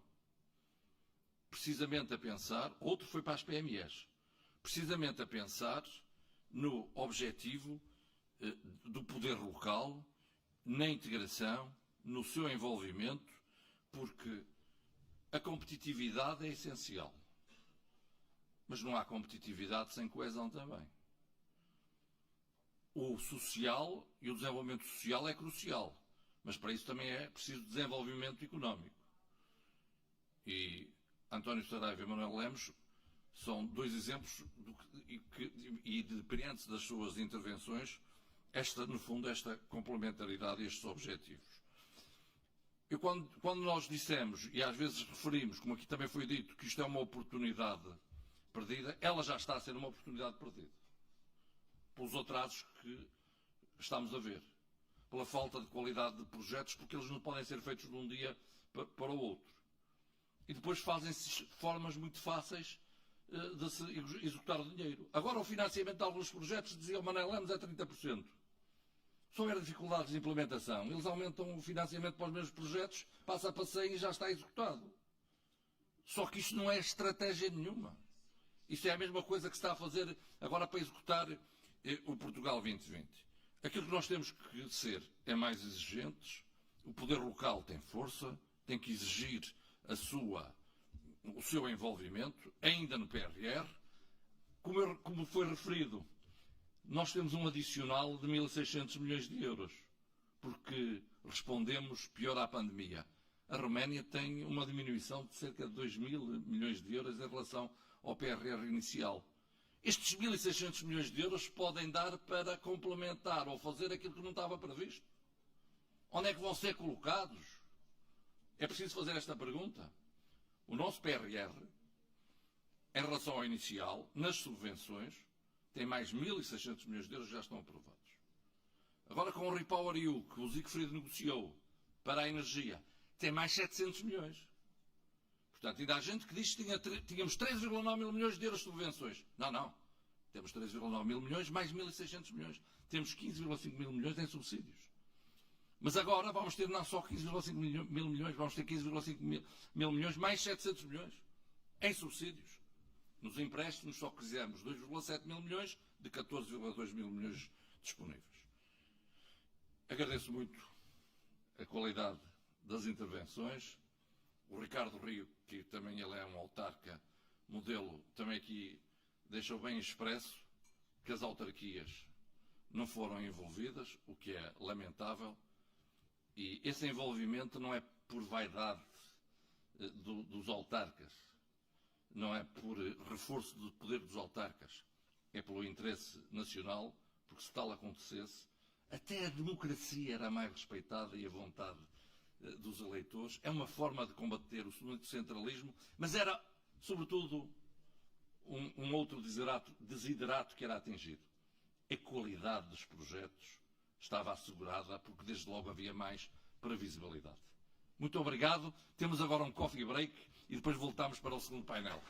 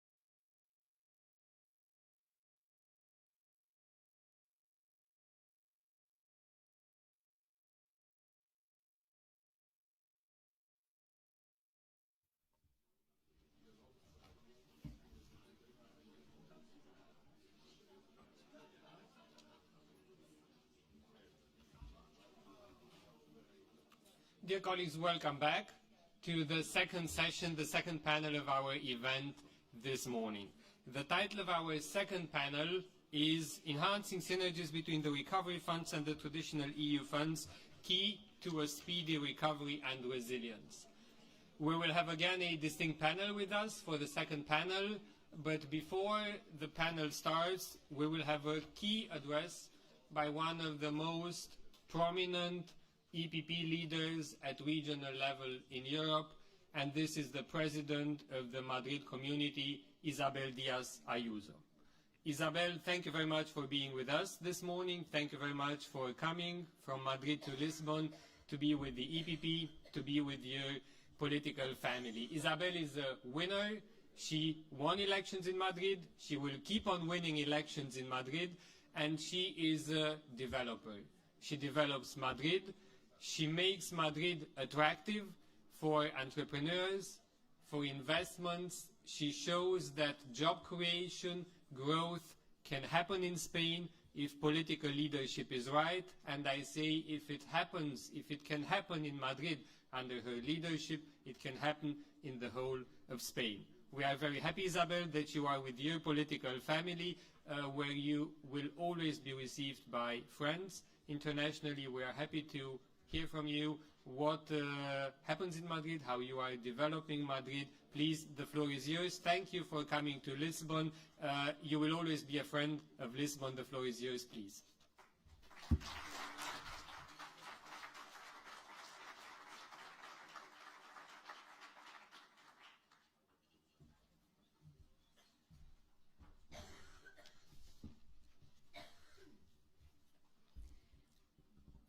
Alcalde de Lisboa, señor Carlos Moedas, presidente del Grupo del Partido Popular Europeo en el Comité de las Regiones, vicepresidente del Grupo Parlamentario Popular Europeo, miembros del Parlamento Europeo, miembros del Grupo Parlamentario Popular del Comité de las Regiones, autoridades de los gobiernos regionales y municipales de los Estados miembros de la Unión Europea que nos acompañan, presidente de la Confederación de Empresas de Portugal, queridos amigos, muy buenos días a todos. En primer lugar, quiero daros las gracias por invitarme a compartir las razones del éxito de la Comunidad de Madrid. En política creo que es fundamental preguntarnos ¿para qué estamos aquí? ¿Qué tenemos por delante? ¿Qué queremos hacer? Y yo lo tengo claro. Yo quiero defender un modo de ver la vida. Que esto va mucho más allá del corto plazo, que va más allá de recaudar, que es lo fácil en política, va de gestionar y de defender unos valores. Y también va de defender que no estamos en política para llenar nuestras agendas con tal de justificar nuestra existencia.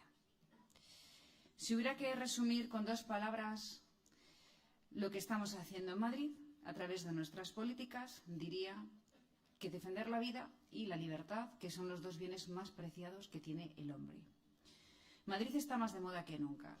La lucha contra el virus con medios creativos a favor de la prosperidad y junto a los madrileños durante la pandemia nos ha puesto en el escaparate internacional ahora más que nunca, porque ese modo de vida seduce y es único. Somos un lugar de contrastes, de talento, de prosperidad, de apertura. Bravo.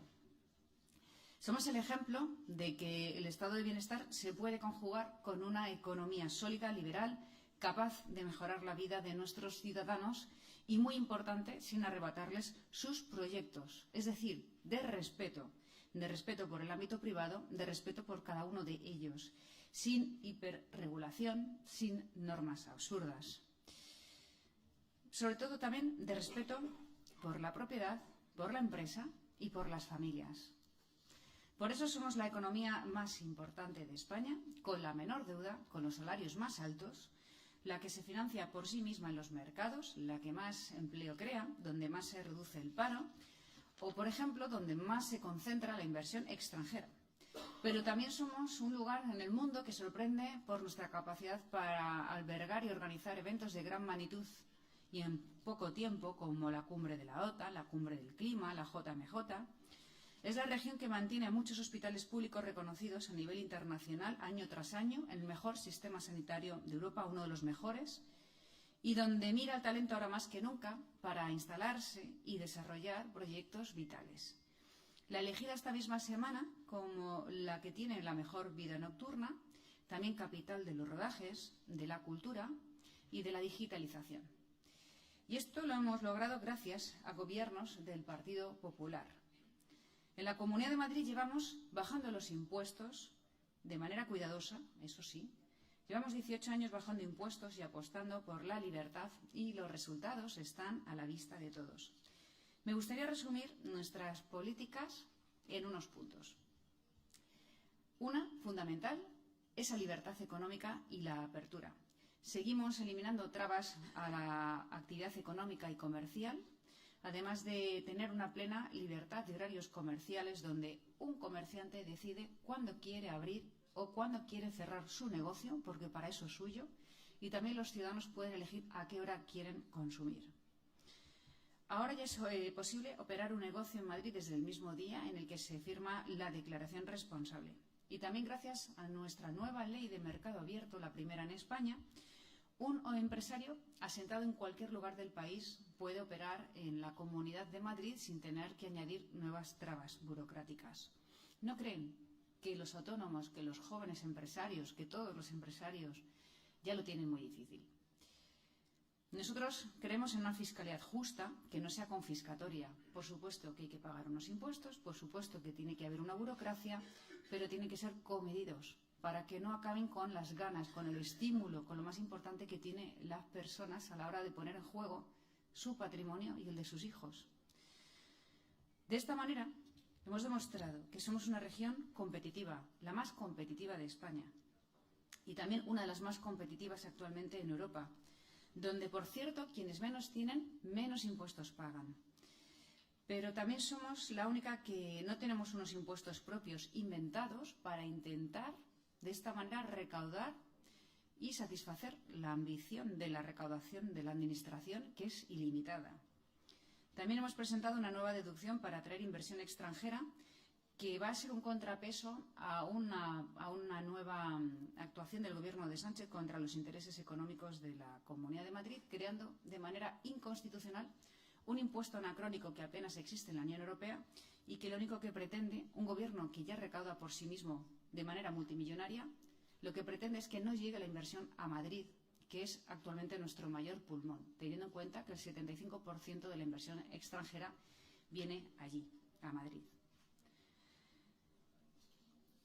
También somos eficientes en el gasto, mientras estamos destinando el 80% del presupuesto a políticas sociales, porque somos una región capital, pero también humana, que somos conscientes de que la persona está en el centro de las políticas y tiene problemas extraordinarios que tenemos que atender.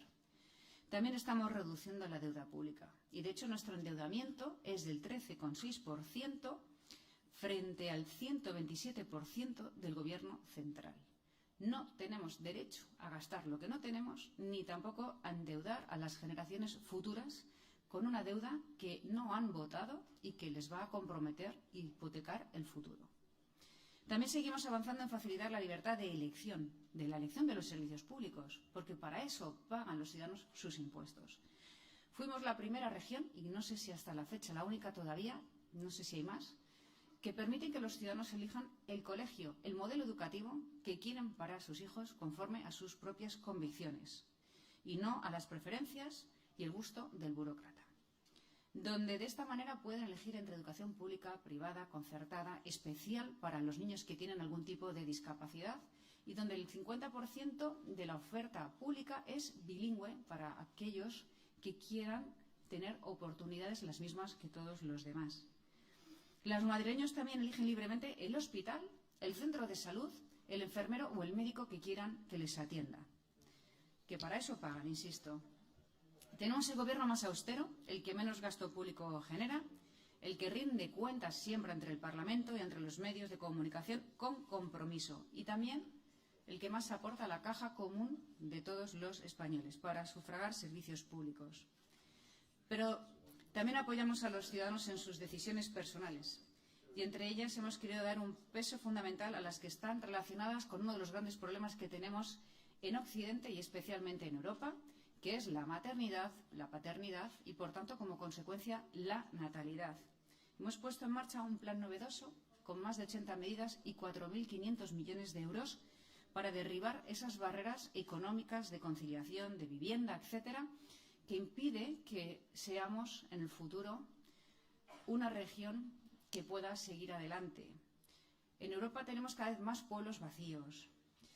De hecho, viviremos cada vez más años, afortunadamente, pero viviremos más años mayores y solos.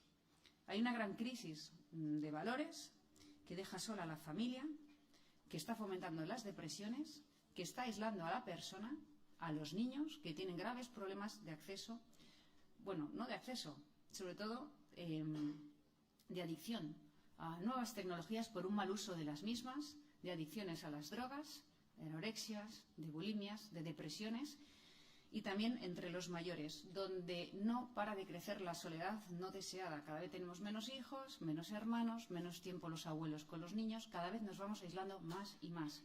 Y lo estamos alertando, la soledad no deseada va a ser la gran pandemia del siglo XXI. Y queremos que esto esté siempre en nuestras agendas políticas. Lo que hacemos es mirar al Madrid de las próximas décadas.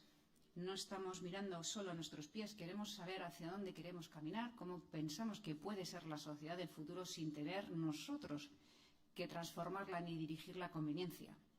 Pero sí pensamos a largo plazo. Y para eso están los fondos Next Generation, los fondos de la Unión Europea, todos en su conjunto, que actualmente están siendo gestionados en nuestro país de manera arbitraria, de manera poco transparente y siempre en función del color político y del interés electoral a corto y a largo plazo. Y nunca contando con aquellos que gestionamos los hospitales o los colegios, aquellos que estamos en el contacto diario con los ciudadanos. Además, este reparto se está haciendo siempre de esa manera ideológica para transformar a conveniencia a la sociedad y guardándose para el final de la legislatura, con evidente estrategia electoral, una inmensa mayoría de los fondos, entre otras cosas, para comprar voluntades. Y también imponiendo su fuerza ante la empresa y los contrapesos políticos que en España se traducen en la gestión de las comunidades autónomas. Y sin hacer frente a los verdaderos problemas, a la situación del campo, de los agricultores, de los ganaderos, de los mayores, de la infancia, de las clases medias empobrecidas. Eso sí, se permiten atacar a los supermercados, a los empresarios, a aquellos que no les siguen en su quehacer político, aquellos periodistas, aquellos conocidos que son independientes y que no forman parte de ningún poder. Nosotros seguimos trabajando en lo importante y por eso cuidamos de nuestro patrimonio natural y de nuestro patrimonio natural, porque ambos no nos pertenecen a los que están aquí, son de las nuevas generaciones. Y para eso estamos poniendo en marcha verdaderas políticas medioambientales. Yo en este sentido me hago una pregunta y es: siempre hablamos del medio ambiente y de la ecología, que son retos fundamentales y más ahora que tenemos herramientas tecnológicas y conocimiento. Pero ¿por qué abandonamos nuestro patrimonio natural año tras año? Y cada verano Europa, literalmente, y sobre todo la zona mediterránea, se quema. Por ejemplo, nosotros estamos siempre escuchando cómo se supone que tenemos que trasladar unos fondos que no llegan, mientras vemos cómo España y Portugal literalmente todos los veranos se queman. Una importante masa forestal todos los años se quema y nadie se preocupa por ello. Nosotros en la Comunidad de Madrid hemos puesto los mejores planes contra los incendios, dotado con las mejores herramientas y lejos de ser imitadas, todo lo contrario. Los fondos nunca van para eso. Van para decir cómo comer, cómo consumir y, por cierto, cómo empobrecer a mucha gente con políticas que hay veces que no pueden acceder a ellas. No porque no quisieran, es porque no pueden. Desde luego los madrileños son muy sensibles al cuidado del medio ambiente y la calidad del aire. Y esto demuestra, por ejemplo, esto se demuestra en el hecho de que la mitad de los coches matriculados, de los vehículos eléctricos matriculados en España, se hacen en Madrid. Estamos poniendo en marcha un importante plan de descarbonización y también conservando ese enorme patrimonio natural que tiene una región pequeñita, pero de tantos contrastes como Madrid, donde albergamos, por ejemplo, el segundo parque nacional más importante de España. Estamos plantando 500.000 de árboles en una legislatura, con un arco verde que va a transcurrir alrededor de Madrid ciudad y de 25 municipios van a ser 200 kilómetros de flora y de fauna, de biodiversidad, para volver a construir los bosques dentro de las ciudades y que los niños, esas nuevas generaciones, puedan tener la oportunidad de nuestros antepasados de vivir en entornos mucho más naturales. También estamos poniendo en marcha Madrid Nuevo Norte, que es el mayor desarrollo urbano actualmente de Europa. Es un desarrollo que está trayendo inversores de todo el mundo y que va a ser un referente tanto por la calidad de la arquitectura, por su integración con la naturaleza y el uso de materiales y del agua reciclados. Pero también queremos ser un referente de libertad individual para todos aquellos que se han visto obligados a huir de su país por las consecuencias de regímenes populistas, nacionalistas, que simplemente lo que quieren estos ciudadanos es que se les deje en paz y vivir a su manera, conforme a sus creencias. Nosotros no vamos a dejar un solo día de defender la libertad, la democracia, el Estado de Derecho y unas instituciones fuertes, que es el último recurso que le queda al ciudadano cuando lo pierde todo. Por eso, en este punto, quiero aprovechar este foro también para pedir a las democracias liberales que nos cuidemos unas a otras, porque lo que ocurre en un país cuando falta esa libertad es tarea de todos. Si no, el mundo se va a convertir en un lugar cada vez más pequeño y menos libre. La libertad de expresión probablemente sea hoy la forma de la libertad más perseguida en el mundo, también entre nosotros, en Occidente. Y se está tensionando y dividiendo a la sociedad en debates que no existen, fabricados políticamente para no atender a los verdaderos problemas. A la división entre rico y pobre, entre el hombre y la mujer, entre lo público y lo privado, entre las tradiciones y las vanguardias, entre identidades sexuales, nacionalismos, siempre buscando qué soy yo para estar enfrentado a otra persona y de esa manera recibir una subvención con la que mantenerme y dirigir la vida de los demás. Insisto, recaudar es muy fácil, y gestionar sentimientos también, pero atender a los problemas de los ciudadanos no tanto. El continente americano, actualmente, por cierto, que es una de nuestras grandes obras, desde luego una obra hispana que dejamos abandonada a lo largo de los siglos, está hoy realmente amenazado, porque el mal se está organizando en cada proceso electoral. Y, por tanto, aquellos que creemos en la libertad, en la vida y en la prosperidad, nos tenemos, insisto, que cuidar unos a otros y aprovechar estos foros para ver dónde está habiendo ese déficit democrático para cuidar a esas personas. En tantos lugares del mundo donde hay tantos niños que no van a clase, que no tienen derecho a ser escolarizados, tantas mujeres perseguidas, tanta inseguridad, problemas que tenemos que atender nosotros. Muchos de ellos, de hecho, vienen a Madrid y nos dicen: yo ya perdí un país, no quiero perder otro. Y esto es porque ven que esto mismo empieza a suceder aquí en Europa, también en España. Empezamos por allí. Así que, y antes de nada quiero también recordar que ayer hubo un atentado yihadista en Europa, en el sur de España, y para eso también lo que quería es, recordar que todas las democracias tenemos que denunciar lo que está sucediendo y que tenemos que luchar juntos contra esa lacra que dinamita nuestra convivencia y que, sin ir a más, nos creará verdaderos problemas en un entorno que nos hemos dado entre todos después de muchas décadas de trabajo, de unión y de valores. En definitiva, este es un resumen de la Comunidad de Madrid. Es una región ilusionada y pujante y que hace todo a favor. Y esto es porque está gobernada por un proyecto de populares, como los que estamos aquí, de personas que por tanto representamos a los pueblos, al pueblo, es decir, de niños a mayores, de izquierda a derecha, a todos los ciudadanos, bajo un modo determinado de ver la vida. Pero también somos el contrapeso a políticas iliberales, liberticidas, que se están llevando a cabo en muchos lados del continente. Siempre digo que el socialismo es el periodo de crisis entre gobiernos del Partido Popular. Y lo que tenemos que hacer ahora es denunciar aquellos sitios donde no se están cumpliendo las reglas del juego que nos hemos dado entre todos. En nuestro caso, estamos gobernados, quizás somos los únicos en Europa que estamos gobernados por un pacto entre izquierda y ultraizquierda. Y, sin embargo, lo que hacemos nosotros desde la Comunidad de Madrid es recordar a España el gobierno que se está perdiendo hasta que el Partido Popular y Alberto Núñez Feijóo lleguen a la Moncloa. Las democracias liberales, cuando pasan mucho tiempo sojuzgadas por gobiernos autoritarios, se debilitan, sus instituciones se erosionan y, de manera autoritaria, unos piensan que el fin justifica los medios y no respetan ni siquiera el resultado de las urnas, no respetan las instituciones ni las democracias representativas, rodean los congresos, no nos representan y piensan que pueden acosar hasta el final a los dirigentes políticos que están ahí porque así lo han querido los ciudadanos.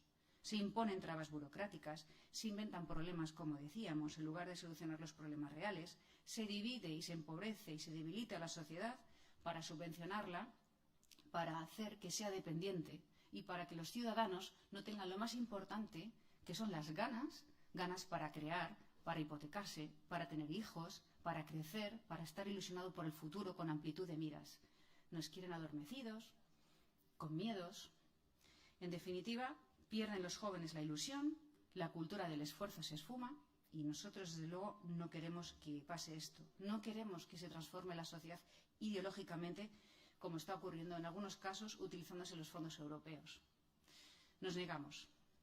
Así que, en definitiva, queridos amigos, el 21 de mayo del 2021, hace poco, el Partido Popular en Madrid tuvo un muy buen resultado. Y de izquierda a derecha llamamos a la sociedad en torno a la libertad y les llamamos a las urnas para defender todo esto. Y nos dieron una amplia mayoría que ojalá se repita en muy pocos meses, el 28 de mayo, puesto que será el impulso definitivo que necesitan nuestras políticas, en nuestro caso el Partido Popular, para ganar las elecciones generales del próximo mes de diciembre. Nosotros no podemos seguir protagonizando las peores noticias, como por ejemplo dejar de condenar graves delitos como la malversación de fondos públicos, los envites a la independencia judicial, el paro juvenil, la destrucción de empresas. Este no es el rumbo que quieren los españoles, yo estoy convencida de ello. Por eso sé que es un año vital para Madrid y para España y que esto será difícil, claro. Va a ser un año muy complicado. Pero si la vida es fácil, quizás es porque no la estamos viviendo correctamente. Muchas gracias.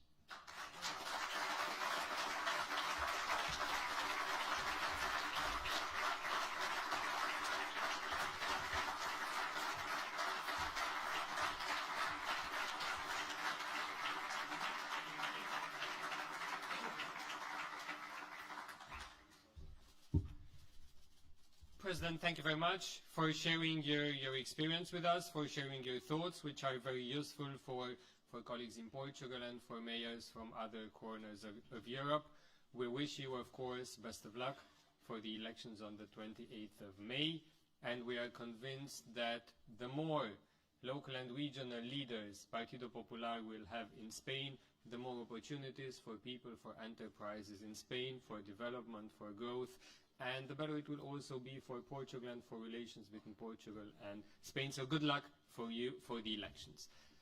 On that note, we are moving to the second panel. Let me just introduce the colleagues of the second panel. Title of the panel, Enhancing Synergies between the Recovery Funds and the Traditional EU Funds, Key to a Speedy Recovery and Resilience. And I invite up here Olga Gablievich, the President of the EPP Group in the Committee of the Regions and President of West Pomerania region in Poland.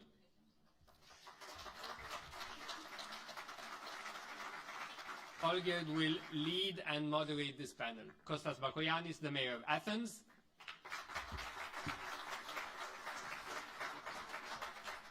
Marko Markula, the President of the Helsinki region and former President of the Committee of Regions.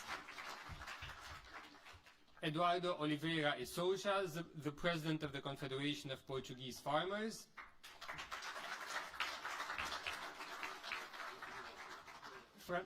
As you wish. Francesco Calheiros, the President of the Confederation of Portuguese Tourism.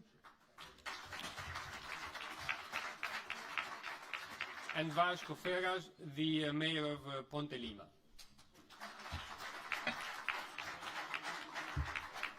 Thank you. Olga Gablievich, you have the floor, please.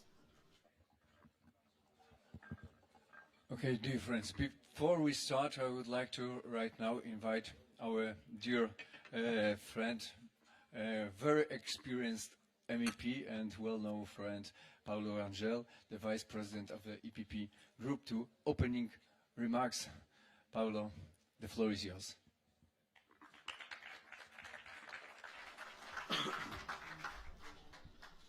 Thank you very much to my good friend Olgir Gablievich Naturally, I'd like to welcome all of you, and especially the President of PSD, Luís Montenegro, and of CDS, Nuno Melo.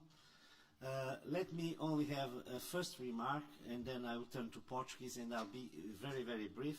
But the first remark, to thank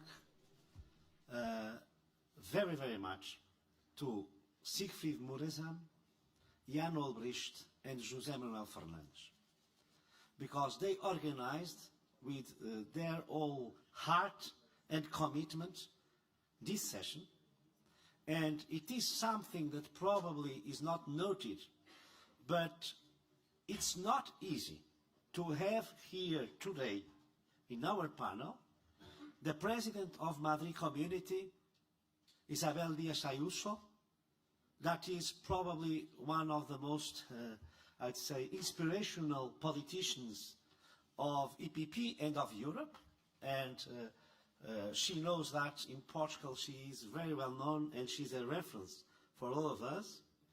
Then also Rafał Trzaskowski, the mayor of Warsaw, that is a very, very good and old friend, and that is also a prominent politician in Europe and in Poland. I remember that he was a candidate to be President of the Republic, and he lost by a very, very, very small margin. Then to have here Kostas Bakoyannis, the mayor of Athens, and that I'm sure that will give to the Portuguese government a very, very useful lesson, because Greece is making a tremendous job in this coordination between normal European funds and Next Generation EU, and also to Marco Markula, the president of Helsinki region.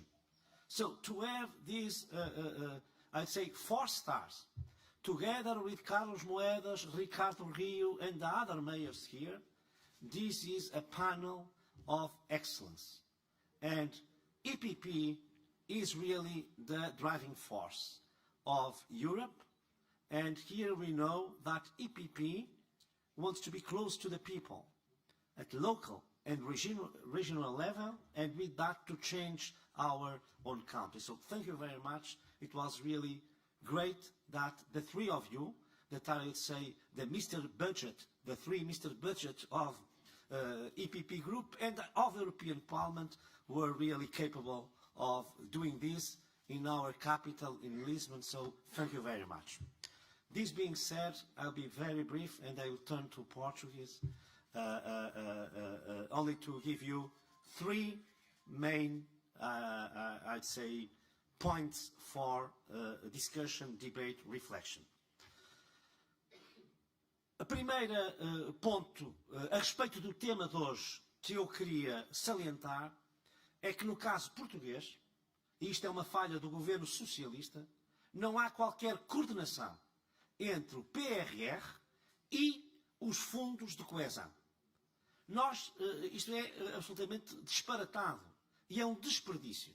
Quando um país tem um quadro financeiro de ajudas para 2026 e para 2030 e é incapaz de coordenar, é incapaz de articular esses 2 quadros. E, portanto, este é um ponto que julgo que vai ser, para Portugal, um fator negativo por um erro de planeamento do governo socialista.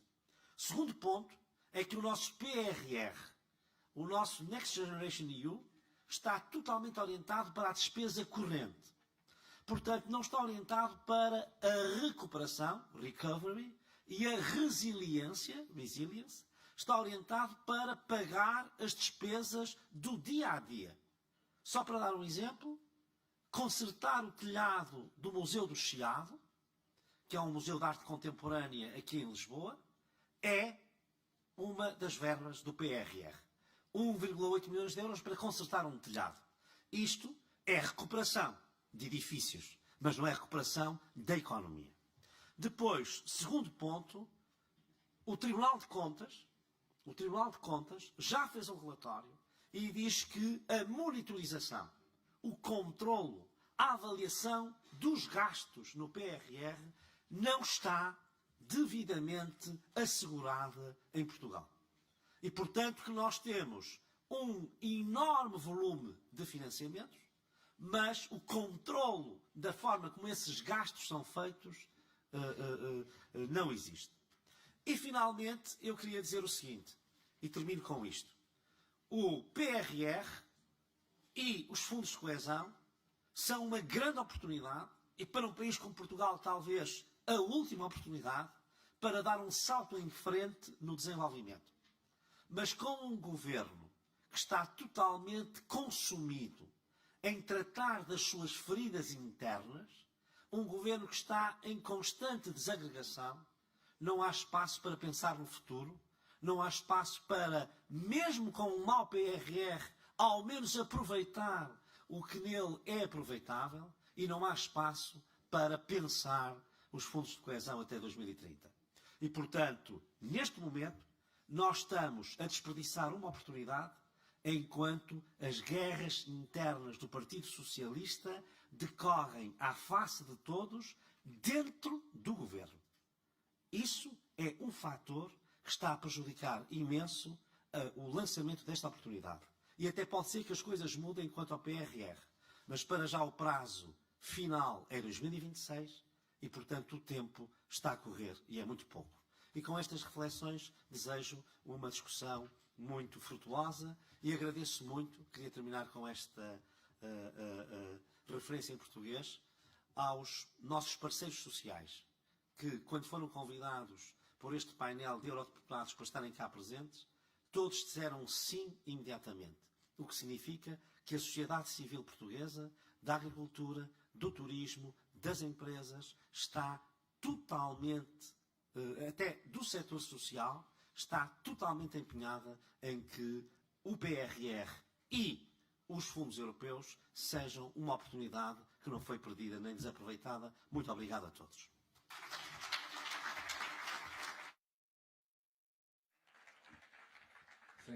Thank you very much, Paolo.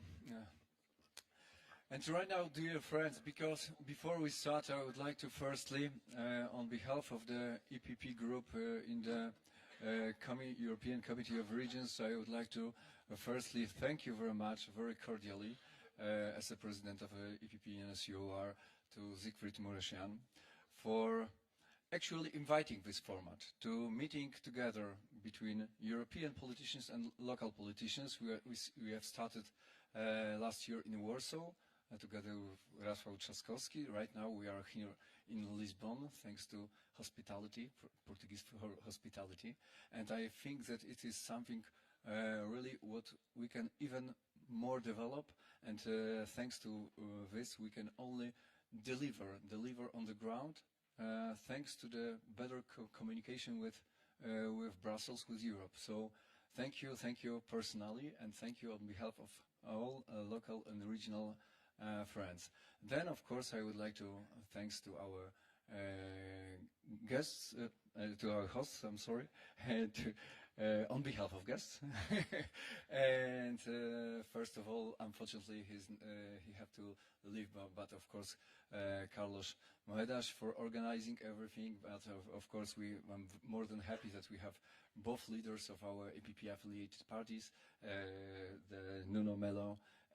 Thank you very much, and I'm very happy that Luis Montenegro joined us. And I was following the recent polls in Portuguese political scene, and I realized that right now you are leader of a biggest, strongest party. So thank you for your strong commitment and for your strong leadership, and it is very, very promising. So Luis, once again, thank you. Thank you very much. Why I think that our meetings are so important? You know that as a local and regional authorities, we are implementing something like 90% of whole investments in Europe. I have plenty of examples from my country, from my region. In Poland, presidents of regions have a really huge power because we are managing authorities in European funds. So as I've been for 12 years the president of a region, I have a lot of experience on the ground. But I know that my colleagues have their own experience from all corners of Europe, and it will be a great opportunity to share how we can change our reality on the ground. And what I would, at the very first moment, only add that, you know, it is some kind of difference between even language we use in comparison with a socialist. Because socialists usually are talking about spending European money. And in EPP, we are talking about investing European money, investing for a people, investing in the people, for example, just like in European social funds, and investing with the people, because we are talking about the people, in which field we should really invest. And it is something what differs us. Today during a panel we will discuss how make this investment even stronger thanks to the synergy between traditional funds and RRF. As you surely know, I don't have nothing to add because Rafał told that in Poland RRF is completely blocked, so we don't have any experience on that, how to build a synergy. So that's why, firstly, I would like to invite our good friend Kostas Bakoyannis, Mayor of Athens and member of our political group in the Committee of Regions, to share his experience. I think that I know that in Greece we have our government, so we have much better experience than, for example, in Poland or in Portugal. Kostas, the floor is yours. Well, good afternoon. It's wonderful to be back in beautiful Lisbon. I should say that it's my first time back since 2020, I think, and one can sense a change in the air. One can sense a newly found sense of confidence and dynamism, and kudos to our good friend Carlos for making this possible. He is a source of optimism for all of us mayors all around the world. And of course, my sincere thanks to the PPE for bringing us all together. I think moments like these are quite important because we have the opportunity to get together and learn from each other. Together we are stronger. That's something that's very, very clear for us, from the north to the south or from the west to the east of Europe. Now, this is actually a major political topic. So if I may, I'd like to get some distance and think about how in a few years we're going to draw our conclusions about what we're doing. So in a sense, it is about European integration. It is about strengthening and enriching our democracy. It's also about Europe's place in the world.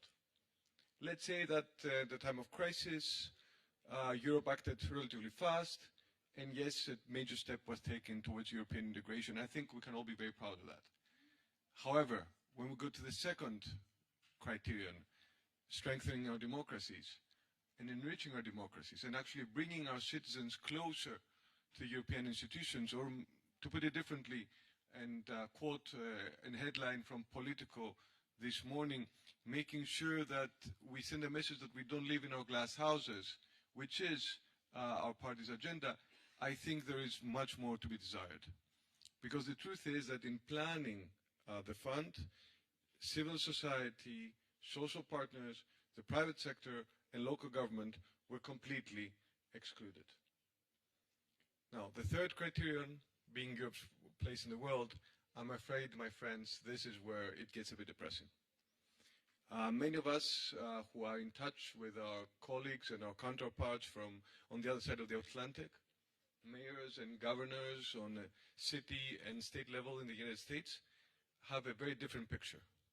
How much money the Congress, despite the US Congress, despite being deadlocked and toxic and partisan, has been able to channel to the cities and to the states, and how quickly they've been able to take advantage of this money.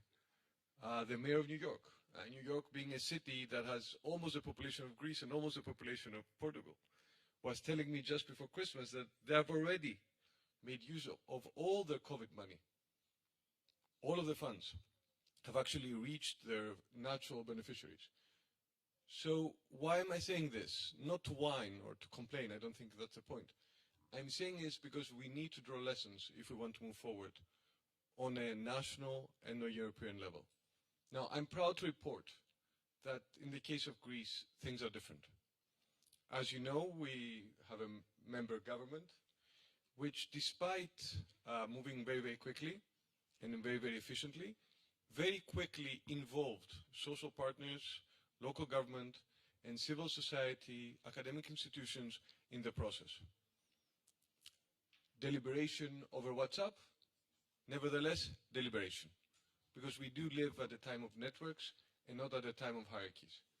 As a result, right now, if you look at our numbers, you see that Greece has, in a very, I'd say, un-Greek way, being able to make very good use of the funds quickly and positively, do this with maximum transparency, and at the same make sure that, as you said, that it's not just about spending the money, it's about investing the money, which is what we're doing in the city of Athens as well. Right now, the city of Athens has the biggest budget it ever had in its history, and at the same time has been able to cut city taxes considerably. Right now, we're moving forward with the biggest public investment program in the history of our city. And yes, we have three axes. Number one is our digital transition. 100% of our city services are already digital. Number two is building towards a green city. Everything and anything we do is from something very small to something very big, has a response to the climate crisis at its heart. And number three, it's about building a fair and inclusive city. So this is our moment, and we are optimistic, but we fully appreciate, as our colleague from Madrid said before, that it's going to be a difficult climb, and it's going to be a long climb. However, so that I can end, much like I started, I very much believe that when we are all together and when we draw strength from each other, we can all be much better, and at the end of the day, serve our people much better.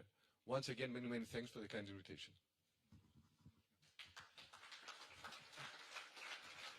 Thank you, Kostas, for sharing this optimistic information right now, because, you know, till now it was we had a lot of pessimistic experiences.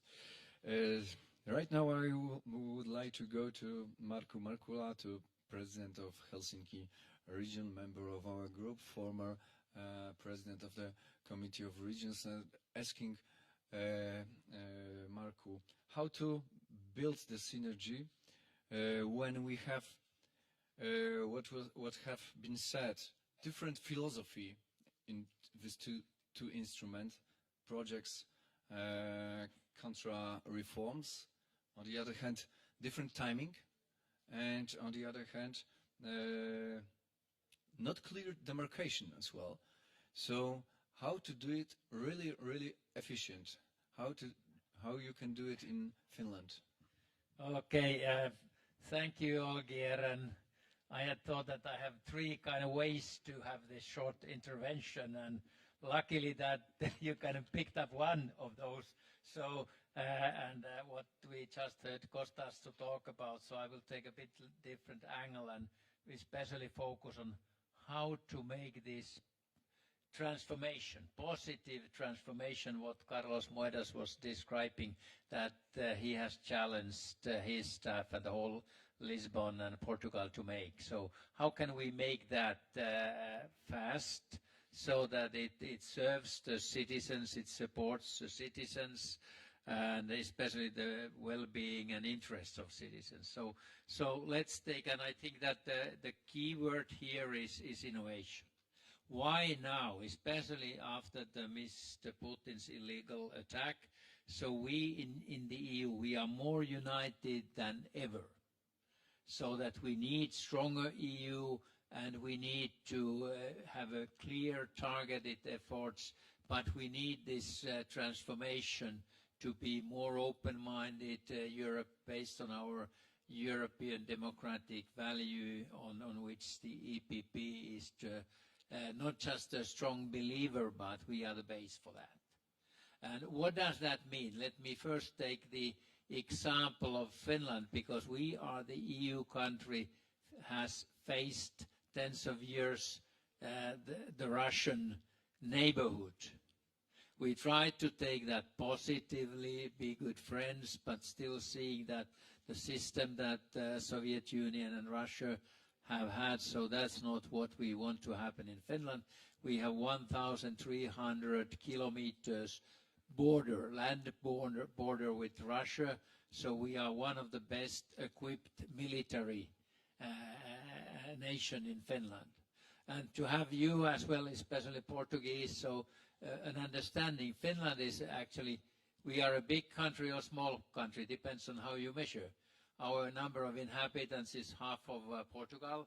We are a bit more than 5 million only, but our size, that's close to 4 times more. So we are one of the largest by area in the EU, and then this border with Russia. So now the citizens after the 24th of February last year, citizens started to request that we need now finally make the decision and enter NATO to have a stronger EU by the help of that. And then after a couple of weeks, our EPP, or the President of the Republic, who is former EPP leaders, Sauli made a clear approach that it's time to move on, and then the socialist-led government started to support that, and then we looked to Sweden, so okay, let's join. We 2 strong Nordic countries, we need to come to NATO. And that means as well so that the EU is more relevant than ever to move on. But now then to what we can create for this, what is our recovery topic, and the interest on that. So it means as well that the role of innovation needs to be kind of upgraded more and more. Madam Carvalho, we've worked a lot in the past years when I was the president with the parliament, so how we can accelerate, get the people and political decision makers understand it's a human capital, it's intellectual capital, which was for years and years strong actually in Poland as well. I have a lot of good professors, friends there who have said so much about this human capital and how to invest that.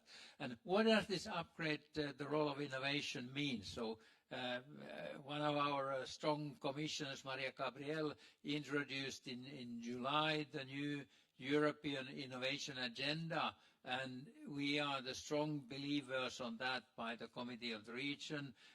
Maria Gabriel was in Finland in a big student and startup event, Slush, so in November. So we introduced as a first EU country with our region, we quickly made a special kind of implementation plan. What does it mean to be a forerunner in implementing the European Union Innovation Agenda? And this shows on some of these key highlights. And actually, I think that it's just fair that our key 5 messages. So first there is that influencing the climate change. We, the region, will be carbon neutral. Can you guess what is the year? 2030. The whole Helsinki region, which is a huge area as well, close to 2 million people, we will be carbon neutral, and not just want, we will be 2030. We have a detailed roadmap to move with the private industry, with all the investors, with municipalities, city leaders, mayors on that. Second is that we want to showcase how to reach these ambitious EU targets in the innovation agenda by working together locally and European-wide. We have organized, together with the EU Joint Research Centre, a special Science Meets Regions as a process last year, and to move more to the evidence-based policy making, to get results to the citizens and to our industry as well. Everyone needs to be on board. Fourth was that we mobilize extensive regional collaboration to increase our research and development investments.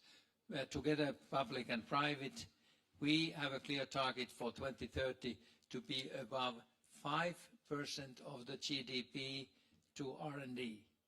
Europe wants to reach the 3% level and so on. So again, so that we realize that that's the only way for a small country located that far in the north to be a prominent player in the global market. And the fifth point for us was to this forerunner. That means that we need more partnerships with you, we just had a meeting with the Isabel Dia Ayuso, so on, about what we can do together with Madrid and Helsinki, and both have started already a lot on the practical level. So these kind of things are the ones that recovery funds should be targeted to with the cohesion funds, but we have certain mainly national regulations slowing down this development. It's not really that we can easily strategically focus on what the local municipalities, cities want, what is defined there politically in the strategies of the cities. And that should be more, that EU gets more, we can get most of this progress by having this, making that happen. What Carlos Moedas told in his opening statement, the examples of this flooding, how to tackle those tunnel pipelines, and so that the adaptation is crucial, or how he introduced that what has been done under his leadership for the Lisbon to be really attracting unicorn developments from startups to scale-up growth companies. And so this is what we need everywhere in Europe, and that's one of the core in this Maria Gabriel's innovation agenda. So we need to beat United States, we need to beat China, because we have the stronger belief and we have the better individual mindset resources here. We can get the political support stronger for that. So, and what does this mean? So just to conclude, so that in using the recovery funds, and so the first kind of starting point, prerequisite and requirement is that local and regional stakeholders, including then companies, enterprises, knowledge institutions, citizens, local authorities, we need to be leading this in a meaningful way. And second is so that this transformative policy needs to be a very much system level, so it's all forms of innovation, especially societal innovations, open-minded, led by the politicians, where we use the latest technology, we invest more on research of the new technology so that we can combine the results of what we've already heard and what we hear when we have the experts of digitalization from companies, and get the industry, as in our case. So industry is a strong, let's say, driver for this transformation, investing and taking a global responsibility on all of this. And so it's really strongly place-based development and targeted for better Europe, and on that, so we can do a lot more in the partnership between regions and cities all across. Thank you. Thank you.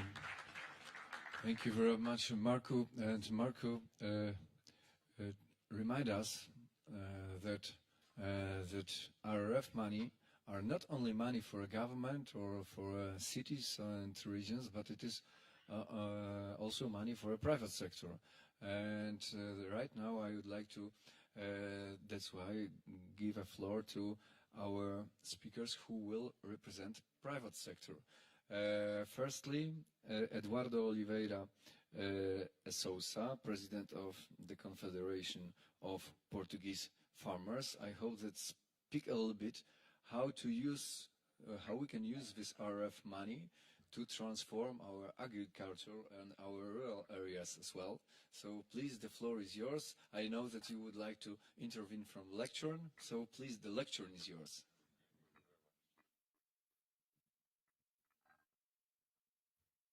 Well, good morning, everybody. Thank you very much for allowing me speaking here. And once we have immediate translation, I will speak in Portuguese. We are in Portugal, so thank you very much. Muito bom dia, excelentíssimo Sr. Presidente do PSD, Dr. Luís Montenegro, caros eurodeputados, muito obrigado pelo vosso convite, Dr. José Manuel Fernandes e também o Dr. Nuno Melo, que não vejo na sala neste momento, e obviamente cumprimentar o Sr. Dr. Paulo Rangel e os restantes membros do painel.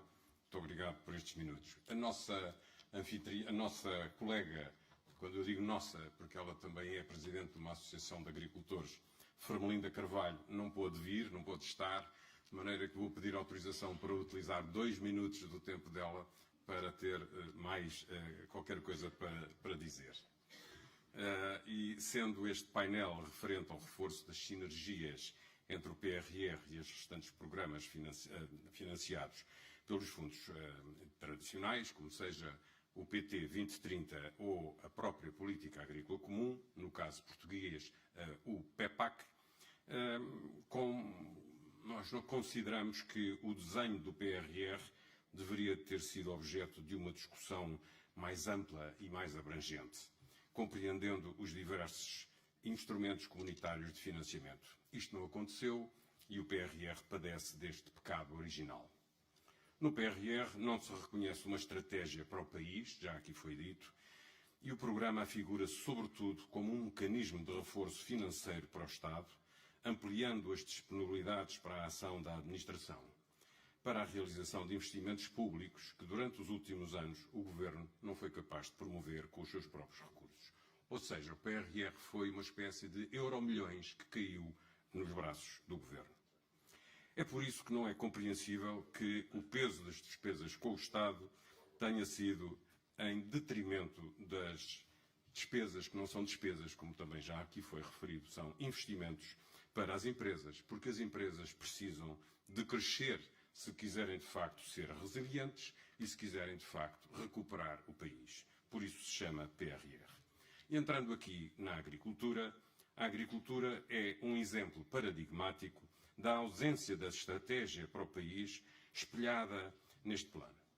Se a visão do professor Dr. António Costa Silva até identificava a agricultura como um setor essencial na recuperação de Portugal, o facto é que o PRR ignorou completamente este pensamento. A agricultura é uma atividade estruturante de uma vasta área do território e tem um desenvolvimento que representa um contributo importante para a economia nacional, carecendo ainda assim de reconhecimento e de um sustentado desenvolvimento, e até de um impulso. Porém, a agricultura é frequentemente arredada das discussões e das opções políticas do país, talvez por preconceito, talvez pela incapacidade de se perceber a sua verdadeira importância, ou talvez por ser um setor que dispõe de uma política própria, que é a política agrícola comum. Qualquer que seja a motivação, é errada, mas a agricultura não pode ficar acantonada na política agrícola comum. O mundo rural precisa de mais do que a política agrícola comum. A política agrícola comum procura dar resposta ao conjunto de desafios específicos da agricultura, mas esta depara-se com um outro conjunto e outros desafios que são transversais aos diversos setores da atividade e para os quais a resposta do PRR seria fundamental. Também aqui se identifica uma falha de visão de futuro e uma estratégia para o alcançar. Por exemplo, devido às alterações climáticas, o combate à escassez de água deveria ser um desígnio nacional, mobilizador de toda a sociedade. Não é uma mera reivindicação do setor.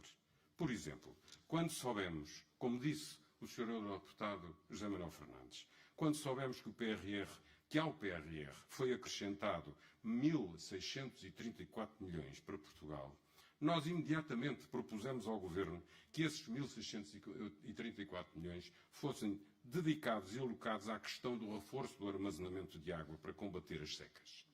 Nem sequer foi discutido este assunto, nem uma palavra motivou por parte do Governo.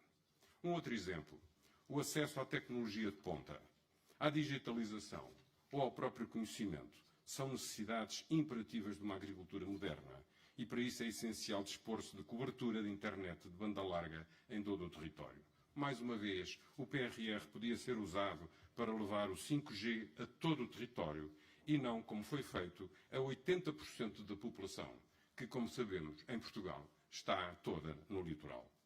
O PRR prevê a digitalização da administração pública, mas os seus frutos só serão eficientes se esta for acompanhada de uma reestruturação da própria organização. Neste momento, o que se faz é scannerizar documentos. Isso não é digitalizar a economia.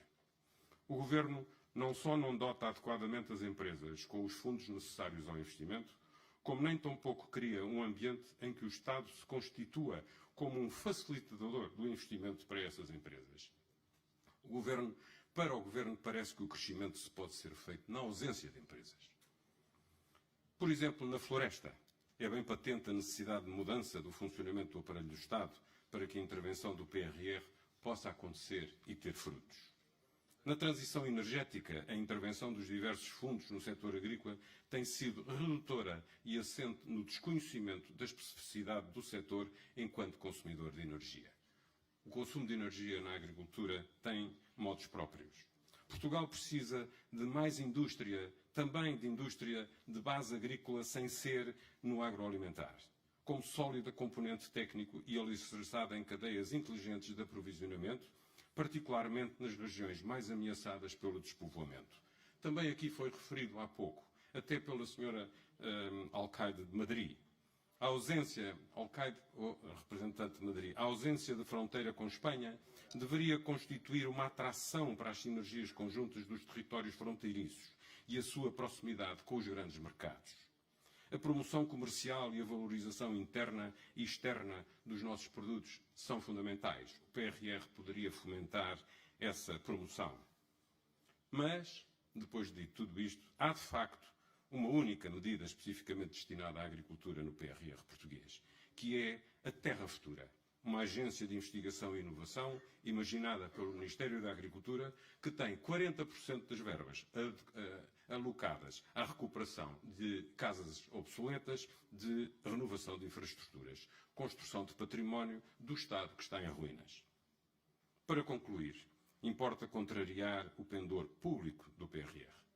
Importa também contrariar o pendor, na nossa perspectiva, demasiado urbano, dos fundos do Portugal 2030 e atender aos territórios rurais. No que respeita à operacionalização dos planos, concretamente do PRR, importa envolver os agentes económicos representados pelas confederações. Preocupa-nos o funcionamento hermético do PRR. Preocupa-nos a baixa execução do PRR. Já hoje aqui ouvimos dizer 9%. E, acima de tudo, a lamentável forte convicção de que, no final, vamos olhar para trás e ver um país sem identificar mudanças relevantes no tecido económico e social. Se após este PRR, talvez único, se concretizar a previsível ultrapassagem de Portugal pela Roménia, algo de errado vai na ambição e na visão social e económica do meu país. Um desígnio com o qual eu não me conformo. Muito obrigado.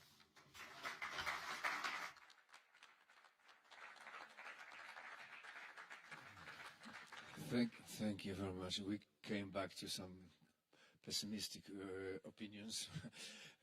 So right now, as you surely know, we all surely know, one of the most affected branches during the COVID-19 pandemic was the tourism. I know because my region is one of the most popular tourist destination in Poland.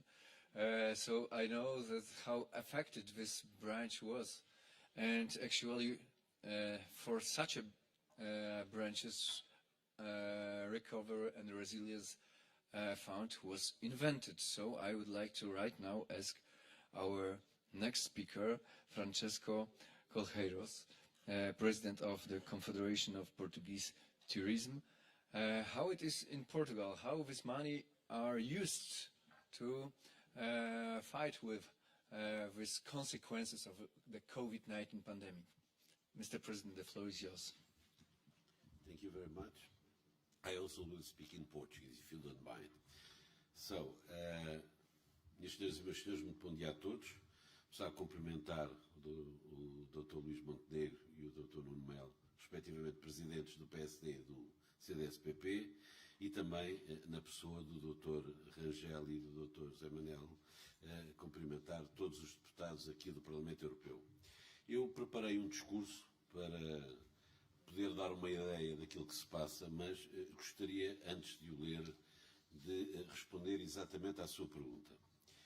Quando se começou a discutir o PRR, nós entabelámos desde logo conversas com o nosso governo no sentido de introduzir um capítulo de turismo no PRR.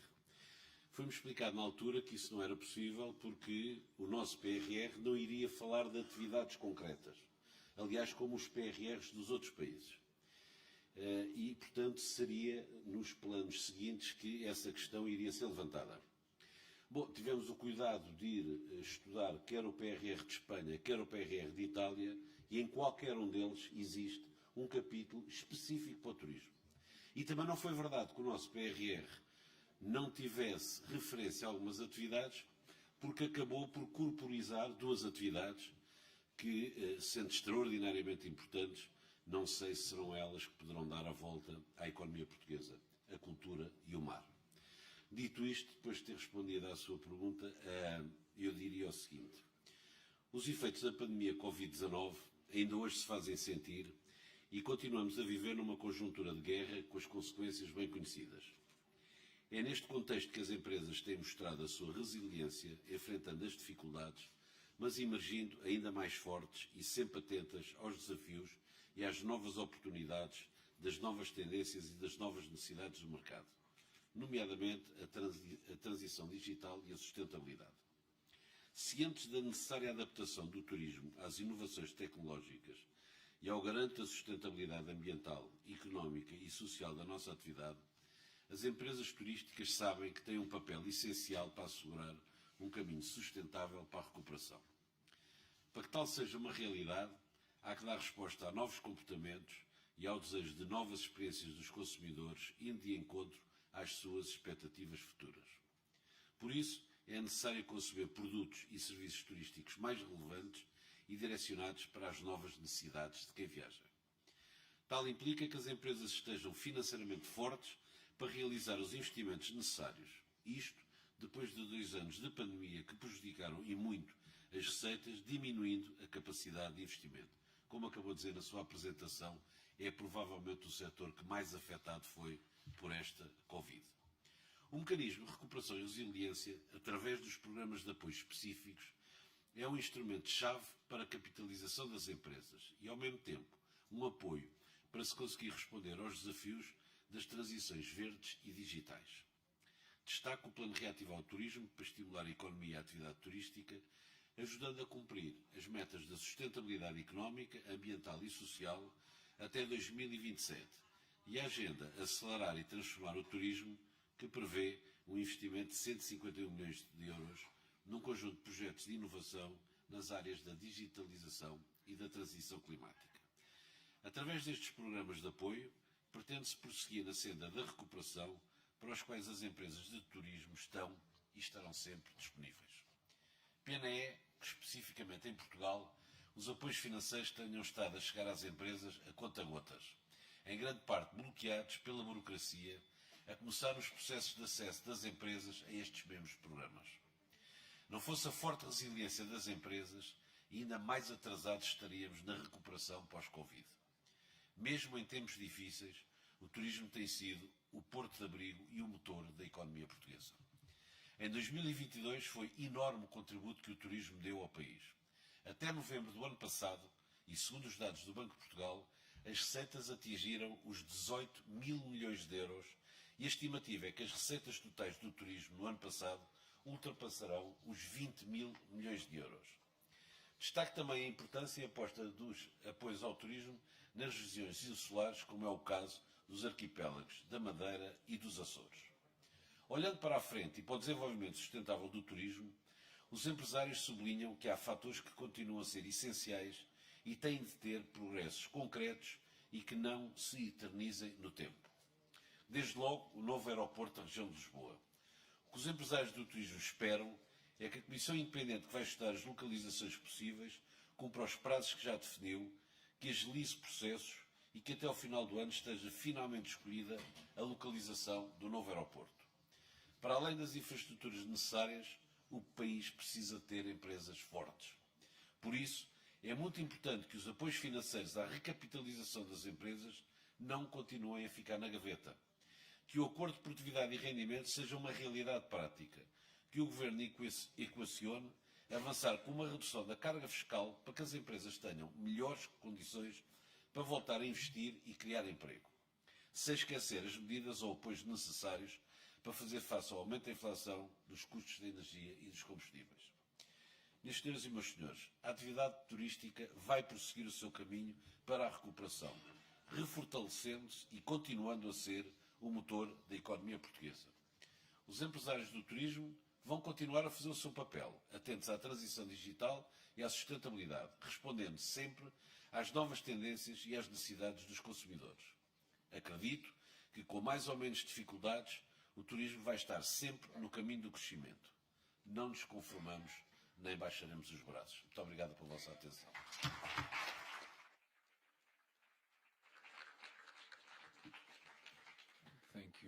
Thank you, Mr. President. And right now, we are coming back to our cities and to this local dimension. I would like to right now give a floor to Vasco Ferraz, Mayor of Ponte Lima, to share their perspectives and experiences, if it is possible in your city to build a synergy between this recovery resilience funds and traditional EU money, how it works on the ground. Então, muito bom dia a todos. Antes de mais, cumprimento o Sr. Presidente do CDS-PP, o Sr. Presidente do PSD, cumprimento também os senhores eurodeputados, cumprimento também todos os meus colegas, Srs. Presidentes de Câmara e a vocês, todos os presentes e a comunicação social. Permitam-me também falar em português. Eu acho que na nossa casa nós devemos manter esta máxima de sermos nós próprios. E também é uma forma de o conseguirmos fazer muito melhor. Isto porque este tema é um tema muito delicado. Eu aproveito o convite que foi feito à Câmara de Ponte Lima, porque efetivamente tanto nós como o Oliveira do Bairro seremos uma realidade completamente diferente de todas as realidades dos intervenientes da gestão municipal que aqui estiveram. Estamos a falar de grandes cidades, tanto portuguesas como da Comunidade Europeia, e nós faremos parte do leque das médias ou pequenas câmaras ou municípios do país, e as realidades são completamente diferentes, muitas vezes, daquelas que aqui se viveram. Mas, ao mesmo tempo, dava também os parabéns, nomeadamente ao PPE, por nos ter convidado para estarmos cá hoje presentes, porque numa sessão de aproximadamente 3 horas, o PPE vai ouvir mais os autarcas portugueses em relação àquilo que é a distribuição ou a programação do PRR para Portugal do que nos ouviu o próprio Governo. Basicamente,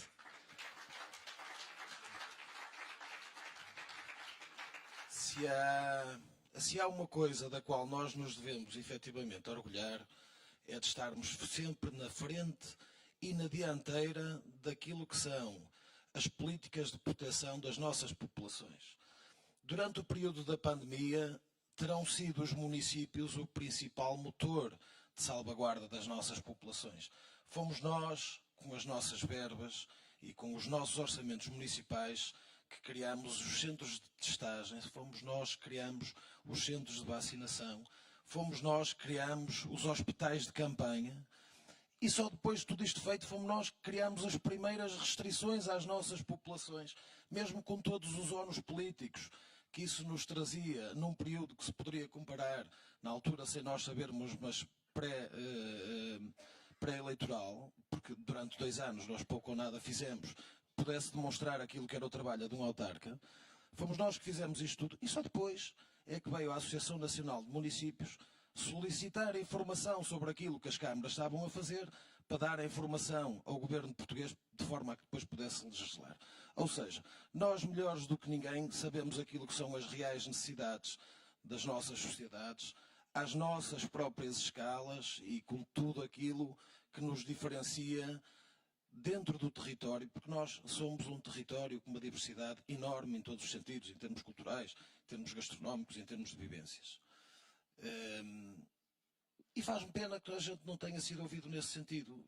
No caso mais específico de Ponte Lima, nós estamos a lidar muito bem com aquilo que são os financiamentos através do PRR, porque tivemos sorte ou fomos visionários.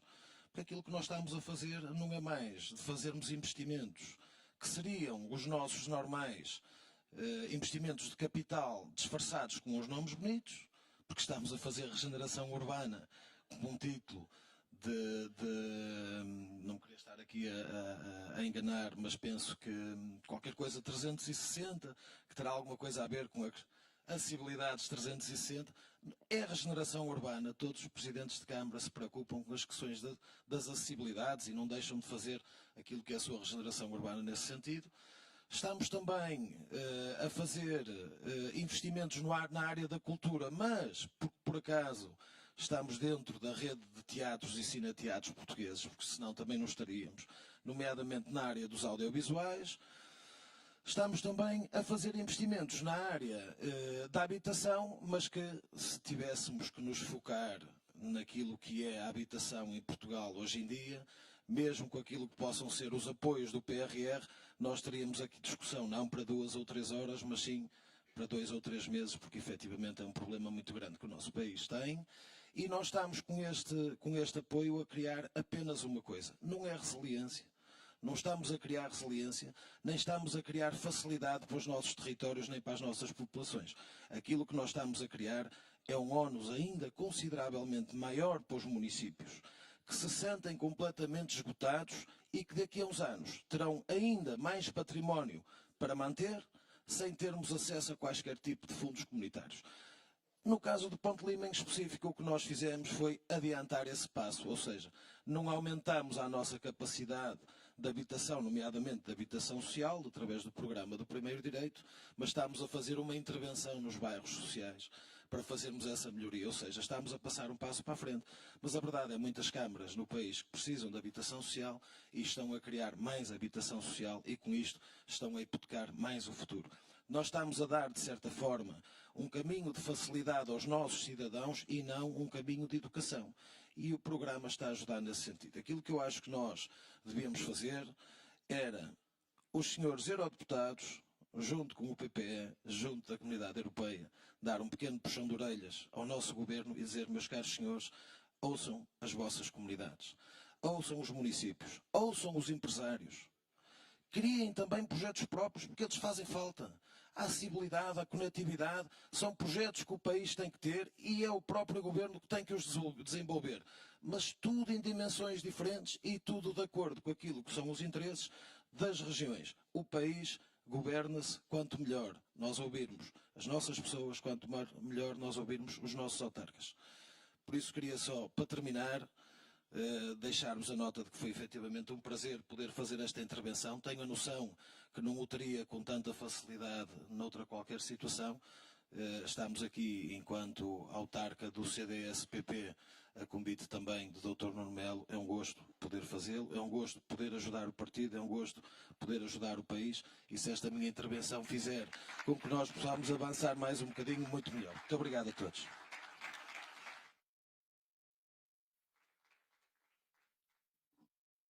Thank you very much, Mr. Mayor, for this very strong voice. As I mentioned in the very beginning, we as a EPP invest our common money, our European money, for a people, in a people, and with a people. So I hope that this event is a proof that we would like to be in a constant discussion about how to invest this money with the local leaders, with the local authorities, and with the local societies. And it is the main difference. So I hope that maybe Portuguese government will hear us from this event, and it will be a strong message. Take us as a people on board, because you can change the world with other people.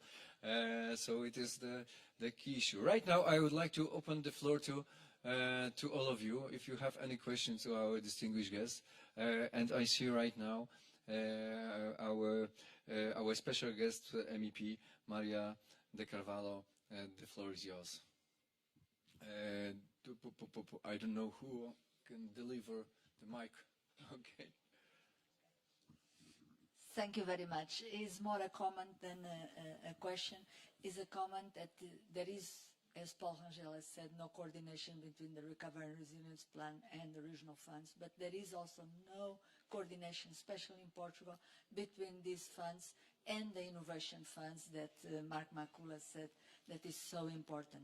So these funds are managed in Brussels. For example, the Horizon Europe, but also the Digital Europe. In the Horizon Europe, we have 30 billion euros for partnerships between industry and enterprise and research and universities that target the emerging technologies, bio, new materials, data, to apply all that in industry and enterprises.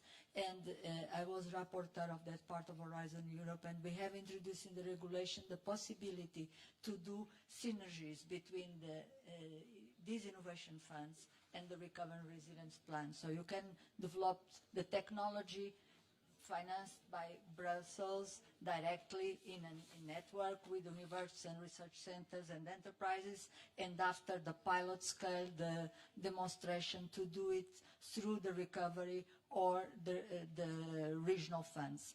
This possibility that is so important for our enterprises to do the transformation, as António Saraiva said today, is not enough to recover the industry. It's important to transform the industry and the enterprise. So important all over Europe, but especially in Portugal. We are not using these possibilities. So is one comment, and I would like that the government also listen to that and put that in practice. Thank you very much. Thank you very much for this comment and for another strong message to Portuguese government. If somebody would like to intervene, Marco.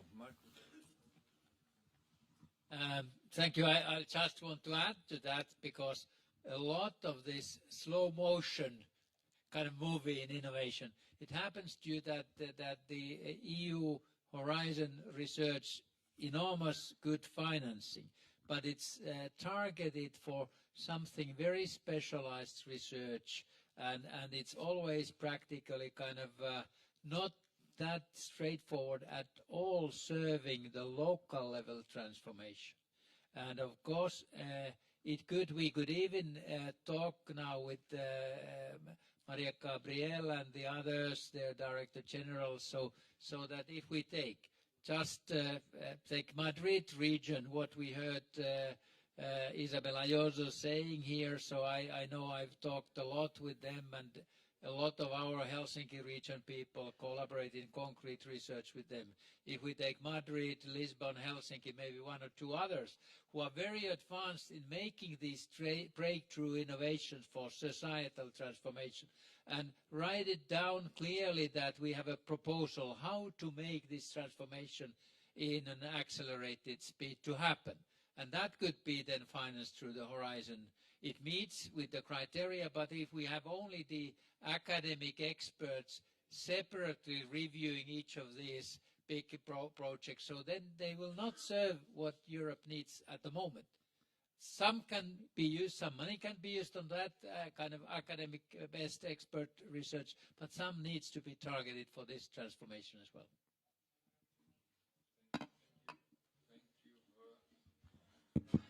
Thank you, Marco. And as I don't see any comments from your side, I would like to thank you. Thank you for all our guests. Thank you, Kostas. Thank you, Marco. Thank our presidents, Mr. Sousa, Mr. Karcheros, and Mr. Sorry, because I'm not good. You know, Polish sounds quite similar, but it is completely different still language. And of course, Mayor Ferraz, thank you very much. And right now I would like to give the lecture, not the floor, to Siegfried Mureșan to closing remarks. Thank you. Look, thank you very much. Just to say that we have heard this morning what the vision of the EPP, of our mayors, of our local regional elected leaders for the implementation of Next Generation EU is. We want this to be implemented in a transparent way. We want this to be implemented based on the priorities of the people, with a strong involvement of local regional leaders. We know time is short. We know the law now says that money has to flow until 2026. This is why speed is important. This is why cooperation is important. And this is also what governments have to understand. Particularly the socialist governments of Portugal and Spain, They have to understand that these are not money that they can use based on their political preferences, but these are money from Europe for the people of Portugal, for the people of Spain. It should be used based on their needs. We should finance projects which have no chance to be financed otherwise. We should create exactly the synergies that Maria Grassa was talking about. So finance projects that have no chance to be financed otherwise, but also finance projects which trigger more investments, which trigger private investments, so that we have synergies between next generation, cohesion funds, private investments. Transparency is important as well. This is the vision of the EPP, and for successfully implementing this in Portugal stand our two EPP member parties from here, from Portugal, the Social Democratic Party, PSD, which is led by Luis Montenegro here with us, and our Christian Democratic People's Party, CDS-PP, led by Nuno Melo. They are both with us, and they will now deliver their keynote addresses. I think Nuno first, and then Luis to conclude, to deliver his important keynote speech. Nuno Melo, please, the floor is yours.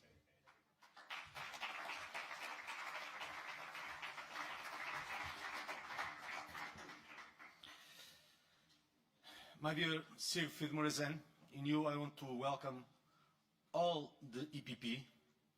Meu caro Luís Montenegro, presidente do PSD, parceiro de muitas jornadas, adversário de outras, mas é a vida. I want to welcome all the mayors of all the European cities, and also obviously all the mayors from the CDS and the PSD. If you don't mind, I will use the Portuguese, which is normal, and we have to talk also for the people over there whom can transmit the proper message. So, going to the Portuguese. Ontem, colegas de outros países que estão aqui questionavam, muito surpreendidos, acerca daquele que é o assunto do momento. Pelo menos ontem era, acho que hoje continua a ser um bocadinho, e que perceberam na ordem do dia relacionado com a vinda do Papa Francisco a Portugal. Eu devo confessar, eu sou católico, a Europa é feita de muitas crenças, eu sou católico, 80% dos portugueses são católicos, dizem. E o problema era um investimento de 5 milhões de euros numa infraestrutura que será utilizada pelo Papa nas Jornadas da Juventude, que trarão a Portugal mais de 1 milhão de jovens de todo o mundo, gerando muitos mais milhões de euros de receitas, sendo que já agora a infraestrutura será utilizada mais tarde noutras iniciativas. Eu quero dizer que eu não desvalorizo o tema. Eu não desvalorizo o tema, a política também é feita disto, e como todos, obviamente, que eu também desejo que a obra possa ser muito mais barata. Todos nós desejamos, desde logo as nossas, que as obras possam ser muito mais baratas. Não obstante, o que eu gostava de dizer aos nossos colegas de vários países é que as notícias ontem também podiam ter sido outras, e eu que tenho termo de comparação, achando que porventura mais significativas. Nós podíamos ter estado a falar de 11 milhões de euros gastos na Web Summit, sabem o que é, e não de 5 milhões para receber 71 mil visitantes, e não 1 milhão de visitantes, durante um fim de semana apenas e não durante 6 dias, como acontecerá com o Papa Francisco. E eu insisto, o Papa Francisco para os portugueses não é uma realidade qualquer, é o Papa.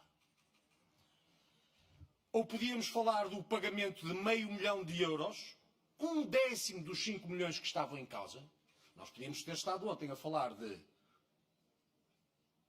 realmente o pagamento de meio milhão de euros, 1/10 do valor daquela infraestrutura, pagos a só uma pessoa, por ter sido administradora da TAP, que é a Companhia Aérea de Portugal, que é pública, e já recebeu desde 2016 mais de 3,2 mil milhões de euros de impostos dos contribuintes. Não são 5 milhões, notem bem, não são 5 milhões, são 3,2 mil milhões de euros de impostos dos contribuintes. Mas não, pronto, O problema parece que é o custo desta obra, em que o Papa se vai dirigir a 1 milhão de jovens, que insisto, não desvalorizo.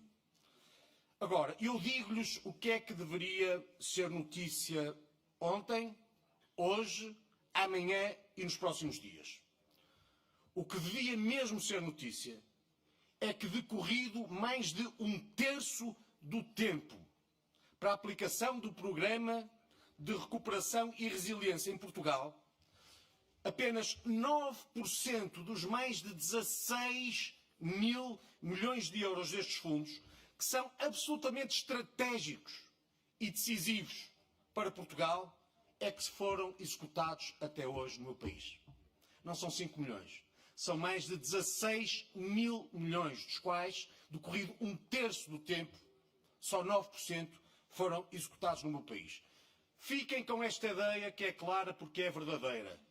Os socialistas maltratam a economia em Portugal e não é de hoje, foi sempre assim.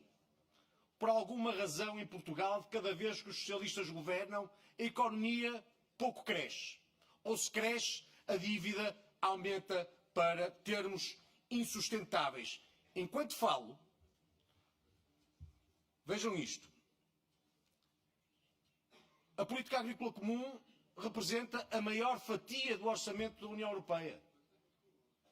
E enquanto falo, o governo socialista acaba de extinguir no governo o cargo de secretário de Estado da Agricultura. Nós ficamos agora a saber que a ministra da Agricultura em Portugal será coadjuvada pela secretária de Estado das Pescas. Quer dizer, a agricultura vai às pescas. É assim uma coisa, não é? Que é extraordinário. E eu quero dizer que os agricultores portugueses mereciam muito melhor. Este setor fundamental da economia portuguesa merecia muito melhor. Os agricultores em Portugal merecem uma explicação. Dito isto, recentemente, dirigindo-se à Ministra da Coesão, estava lá também o Luís Montenegro, estava o Paulo Rangel, estava, não sei se o José Manel, estavam várias pessoas, dirigindo-se à Ministra da Coesão Territorial Portuguesa, de Portugal, deste fraco governo socialista, o Presidente da República, o professor Marcelo Rebelo de Sousa, disse que estaria muito atento à execução do Plano de Recuperação e Resiliência, garantindo que não perdoaria uma falha. Muito bem.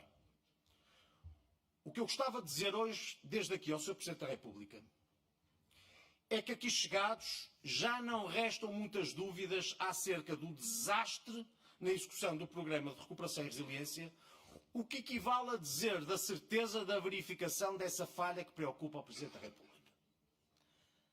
Acrescento que no dia 11 de novembro, porque isso também foi aqui tratado, no dia 11 de novembro, o Comissário Europeu para a Economia, Paulo Gentiloni, depois de rever em baixa as previsões de crescimento para Portugal, para o próximo ano, já disse que não haveria abertura para a renegociação dos prazos de execução.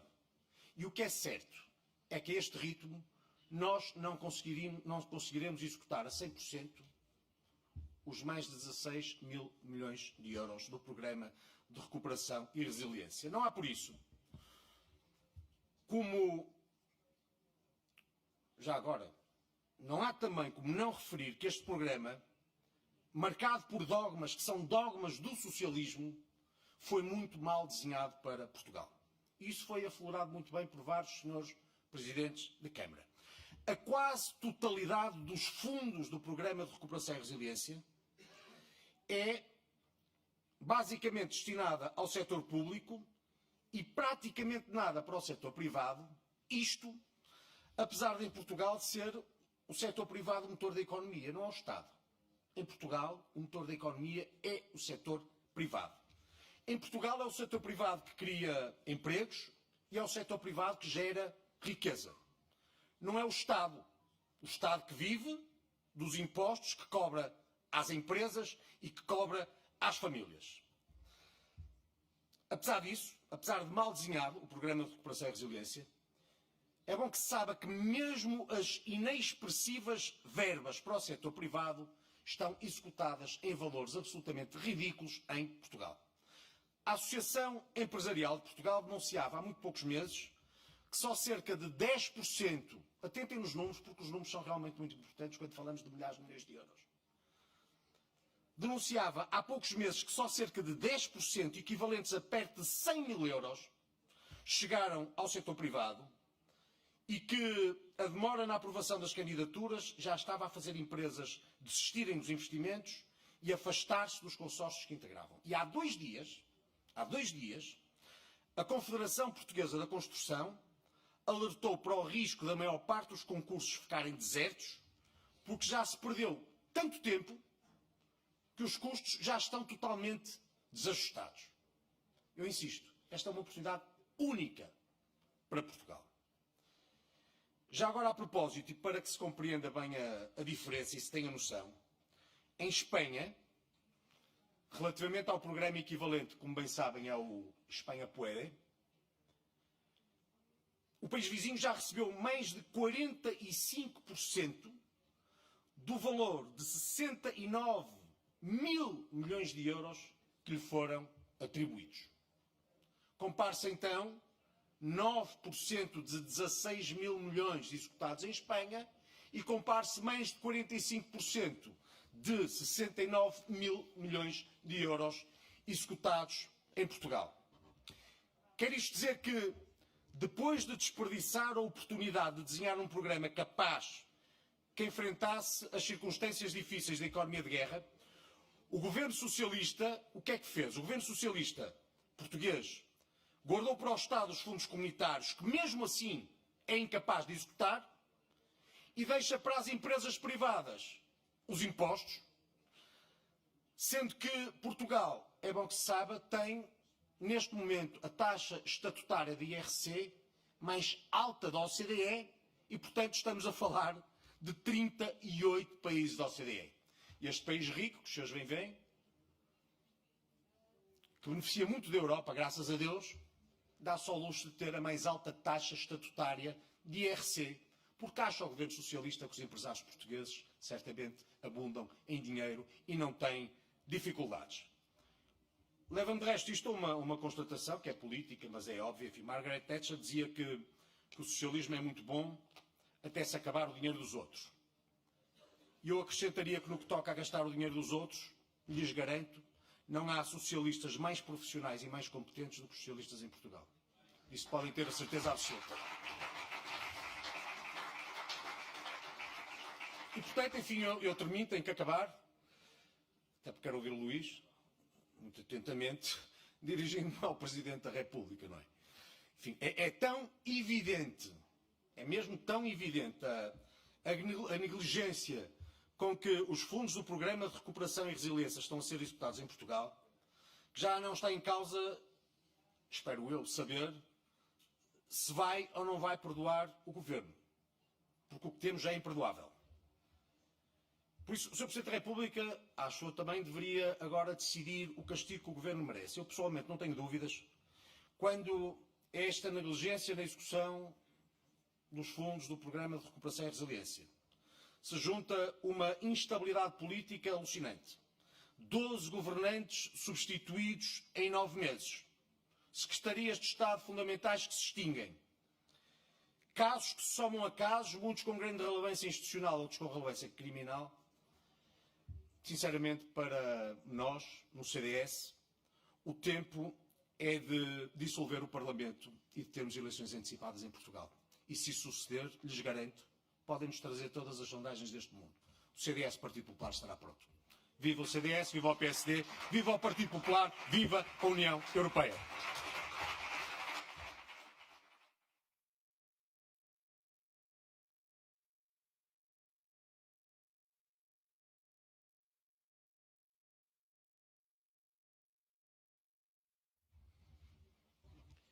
Well, good afternoon. Once again, welcome to all of you. It's a big pleasure to be here with you and sharing experiences and perspective to the future. And as you understand, like Nuno, I also will speak in Portuguese today. So, caras e caros amigos, meu caro Nuno, senhores deputados no Parlamento Europeu, ilustres convidados, eu quero, em primeiro lugar, cumprimentar todos aqueles que participaram neste evento. Um evento importante para nós, como disse há pouco, de partilha, de experiências, de perspectivas, olhar para o futuro, olhar para os caminhos comuns que temos de percorrer na nossa União Europeia. Quero, de uma forma especial, agradecer a todos os autarcas e a todos os dirigentes e parceiros sociais que aqui também estiveram connosco. Agradecer muito àqueles que vieram de países amigos, Estados-membros da União Europeia, também trazer as suas perspectivas e as suas opiniões. E de uma forma muito particular ao PPE, a todos os seus dirigentes aqui presentes, agradecer também as palavras que já me dirigiram, e aos nossos membros do Parlamento Europeu, os nossos deputados. O Nuno Melo está aqui numa dupla circunstância, é presidente do CDS-PP e é também deputado no Parlamento Europeu, mas ele não vai ficar chateado comigo se eu me referir de uma forma muito especial àqueles que representam o PSD no Parlamento Europeu, e ao José Manuel Fernandes, que é o nosso coordenador, o coordenador da nossa delegação. Nós temos tido, nos últimos meses, vários eventos que valorizam aquilo que é a nossa participação dentro do PPE e dentro dos órgãos da União Europeia, em particular do Parlamento Europeu. Nós já iniciámos um trabalho de jornadas parlamentares que juntam precisamente a nossa delegação do Parlamento Europeu com os nossos deputados no Parlamento Nacional e com os nossos deputados nos Parlamentos Regionais. Teremos, de resto, brevemente, um evento dessa natureza na Madeira, depois de um que já realizámos nos Açores. Já acolhemos aqui também a Assembleia Política do PPE e temos estado presentes em todas as iniciativas do Partido Popular Europeu. Isto quer dizer que o PSD está fortemente empenhado em ser uma voz ativa na Europa e também na nossa família política, com vista a articularmos políticas que sirvam os cidadãos, que sirvam as instituições, as famílias e as empresas, e que possam dar à Europa novos caminhos de progresso e de justiça social. Isso passa muito pelaquela que é a nossa vocação de contribuirmos para o reforço desta família política, da sua capacidade de intervenção, porque isso depois vai se refletir nas performances dos governos que nós lideramos, e nós não lideramos atualmente o governo em Portugal, mas vamos liderar a breve prazo, não tenham dúvidas disso.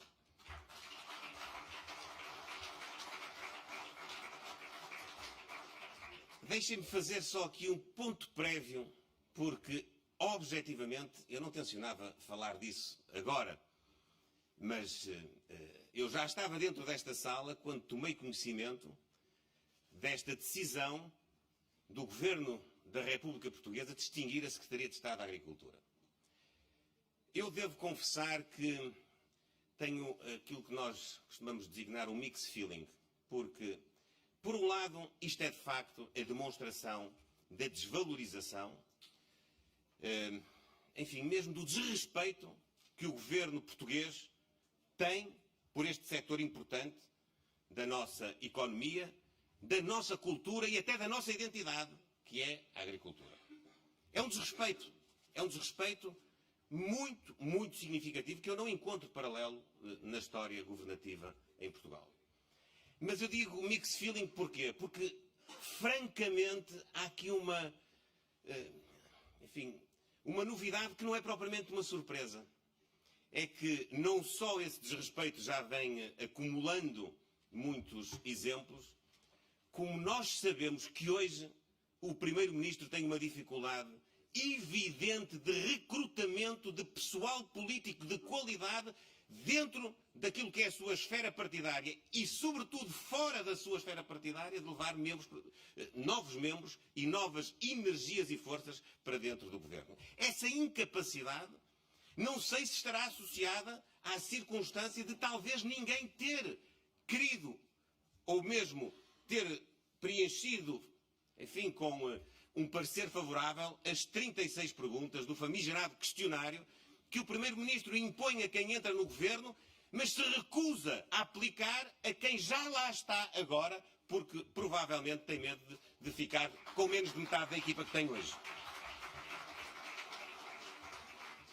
Mas é uma má notícia para Portugal e é uma má notícia para a agricultura portuguesa, sem sombra de dúvidas. Vamos ver os efeitos que isto tem, porque isto não é retórica política. Isto traduz-se no dia-a-dia em dificuldades acrescidas para que o setor agrícola possa ter políticas que verdadeiramente sirvam os agricultores, sirvam a produção nacional, mais a mais, já agora, para terminar este ponto, numa altura em que todos nós, que já aqui se referiram vários efeitos e várias circunstâncias que rodearam o período de pandemia, foi precisamente nesse período que em Portugal nós despertámos, e não só em Portugal, em toda a Europa, para a necessidade de termos mais soberania alimentar, para a necessidade de termos melhores fatores de produção e acautelarmos a nossa capacidade de não termos dependências tão elevadas como aquelas que temos tido nos últimos anos. Ora, é precisamente neste momento em que a Europa e o país se depararam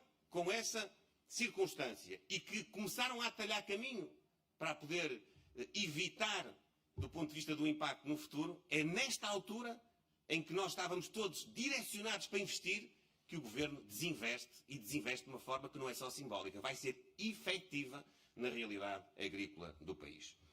Revoltando ao tema que hoje aqui nos junta, eu creio que esta conferência, que está direcionada para o caminho de recuperação associado a políticas de financiamento comuns como nunca houve na Europa, este tema do Next Generation, do nosso programa de recuperação e resiliência, é um tema que convém relembrar, é invulgar na Europa. Nós estamos a falar de mecanismos de financiamento que são transversais a todos os países, que estão direcionados para precisamente debelar a situação de dificuldade pós-pandémica e que, portanto, são a expressão máxima daquilo que é a solidariedade europeia, que objetivamente também se verifica com os fundos de coesão. Mas enquanto os fundos de coesão estão muito direcionados para aproximar aqueles que estão menos desenvolvidos dos mais desenvolvidos, este programa de recuperação e resiliência é transversal. E como é transversal, deve merecer uma reflexão mais profunda ainda. Porquê? Porque nós devíamos estar a ter as mesmas experiências de recuperação, de ganhos e acréscimos de resiliência em toda a Europa, ao mesmo nível e da mesma forma. E aquilo que está a acontecer, do meu ponto de vista, é um erro que a Europa comete, do ponto de vista da perspectiva deste mecanismo de financiamento, que é atribuir aos Estados-membros a prerrogativa de, nas suas opções, poderem tomar posições políticas, poderem adotar estratégias que, em bom rigor, não servem o espírito que está por detrás do programa de recuperação e resiliência. Portugal é um exemplo paradigmático desta situação. Já aqui foi dito por vários intervenientes. Todos nós sabemos em Portugal disso. O que é que aconteceu em Portugal nos últimos 7 anos? Nos últimos 7 anos nós tivemos governos socialistas. Tivemos governos socialistas que quiseram, enfim, combater um estigma que pairava no socialismo português, que era o estigma das contas desequilibradas, o estigma daqueles que não sabem ter equilíbrio nos gastos públicos, que não conseguem gerir aquilo que é de todos com a capacidade de não gerar, enfim, situações tão traumáticas quanto aquelas que nós tivemos de viver no início da década passada, quando tivemos a troika cá dentro, quando o Partido Socialista chegou a um ponto onde não tinha dinheiro para pagar salários e pensões e teve de pedir dinheiro emprestado à União Europeia e ao Fundo Monetário Internacional. E, portanto, nos últimos 7 anos o governo socialista quis arrumar esse estigma que pairava na sua política governativa e apresentar à Europa contas públicas certas. Ou pelo menos contas públicas equilibradas. É talvez um termo que faz um bocadinho de diferença. Faz um bocadinho de diferença. Só que é preciso dizer que as contas equilibradas do governo socialista português têm pés de barro. Elas assentam, sobretudo, nestes fatores. Carga fiscal máxima. Os impostos que os portugueses, que as empresas e que as instituições pagam hoje, atingiram um nível nunca antes alcançado. Investimento público mínimo. Isto é, os serviços públicos estão cada vez com menos meios para poderem cobrir as necessidades das pessoas. Impostos máximos, serviços públicos mínimos. E uma economia a crescer muito menos do que crescem as economias, nomeadamente dos países da coesão. Nós, em Portugal, tivemos um crescimento acumulado entre 2016 e 2021, e já com os números provisórios de 2022, a situação não se altera, apesar do nosso comportamento ter sido ligeiramente superior por razões evidentes. No crescimento acumulado desde que o Partido Socialista começou a governar Portugal, nós crescemos menos de metade do que a média dos países da coesão da União Europeia. E há muitos desses países que cresceram o triplo e até o quádruplo neste período de tempo de forma acumulada. Portanto, o que é que são as contas equilibradas do Partido Socialista em Portugal? Impostos, falta de investimento público e falta de crescimento económico. É isto que tem acontecido em Portugal.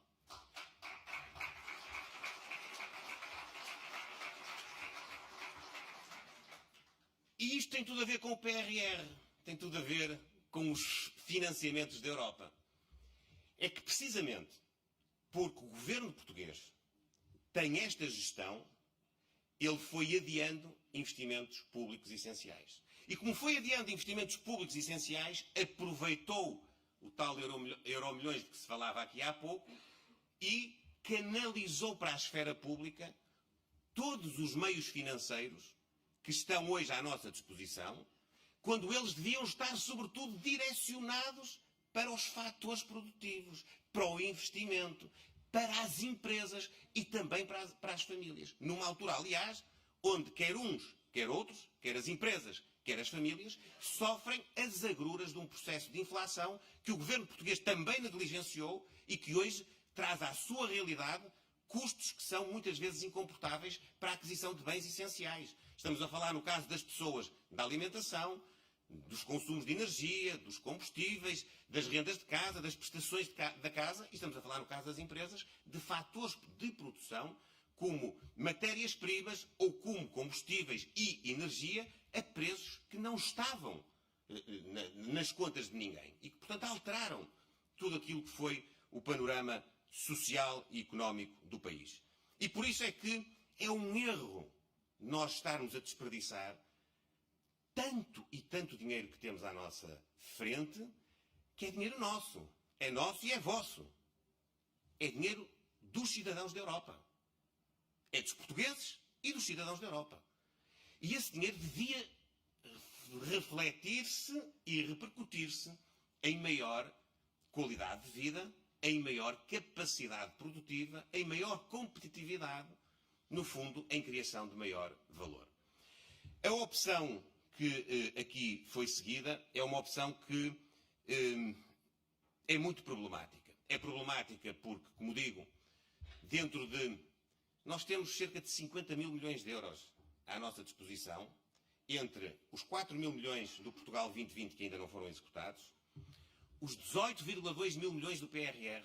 É que convém relembrar que dos 16,6 mil milhões iniciais nós já tivemos um incremento de 1.600 milhões de euros pela pior razão.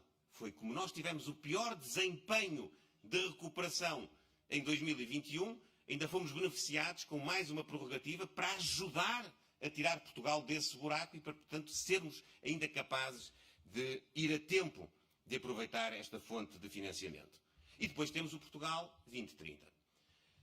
É preciso dizer, de uma forma muito clara, que isto é mesmo um momento absolutamente crucial da vida do país. Porquê? Porque também é uma das faturas que nós já temos dos 7 anos do governo socialista, a ausência de qualquer transformação estrutural no país. O país, quer na administração pública, quer na economia, não sofreu nenhuma transformação estrutural. nós perguntarmos hoje o que é que os portugueses retêm, eu pergunto mesmo, o que é que os europeus que seguem as políticas dos governos dos Estados-membros retêm como transformação estrutural preconizada, executada, realizada pelo governo do Partido Socialista. Uma vez num programa de televisão houve uma pessoa que disse com muita veemência a propósito de uma outra matéria: digam-me uma, é o que me apetece dizer, digam-me uma só transformação estrutural, mudança estrutural, uma só, que o governo socialista nos últimos 7 anos tenha sido capaz de levar à vida do país. Sinceramente, isto é mesmo muito, muito pouquinho. E nós temos de denunciar, naturalmente, o nosso combate político interno, mas também temos a obrigação de partilhar isto com os nossos parceiros na União Europeia. Isto faz com que o bom aproveitamento dos fundos europeus seja ainda mais importante para Portugal. É que se nós tivéssemos tido essas transformações estruturais, se calhar podíamos nos dar ao luxo de ter mais investimento público, mais dinheiro canalizado para a administração pública, porque o país já estava num ritmo acelerado de desenvolvimento. Mas é precisamente porque nós ficámos para trás que a economia, que a sociedade precisa de mais meios do que aqueles que tem neste momento. Acresce a tudo isto que há outras características que têm marcado o desempenho do Governo a propósito do aproveitamento das fontes de financiamento da União Europeia.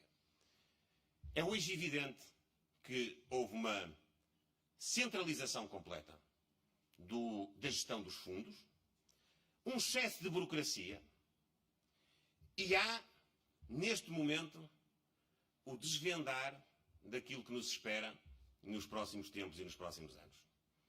Fruto desta opção, o que é que o governo português está a fazer neste momento? Eu estou muito à vontade. E vou dizer isto, sobretudo para os nossos convidados.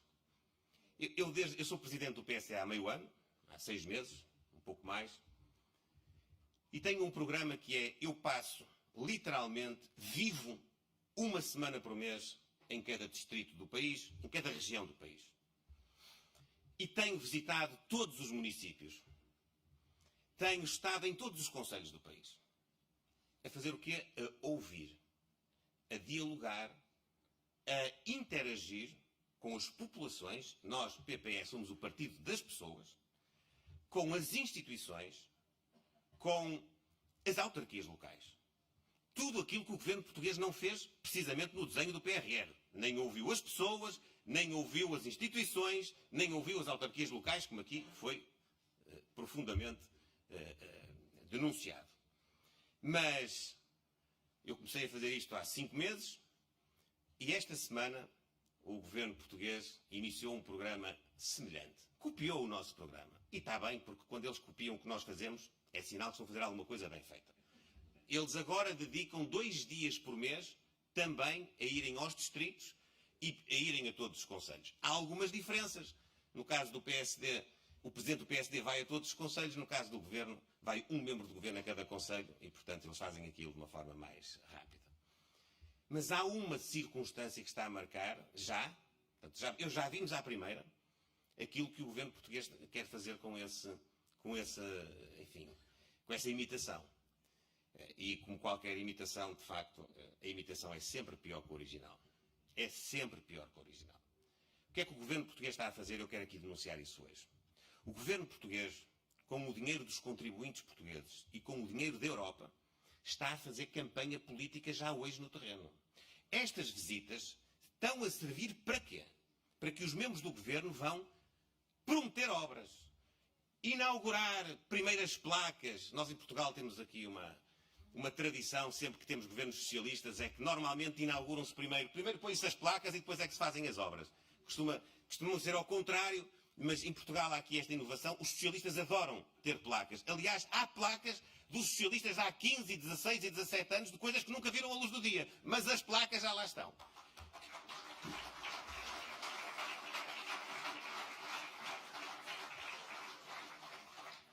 E, portanto, eles não estão a ir ouvir as pessoas. Eles não estão a ir pedir contributos. Eles estão a ir fazer campanha política com o dinheiro que é nosso. precisamente porque as obras são obras públicas. E ainda estão a fazer pior.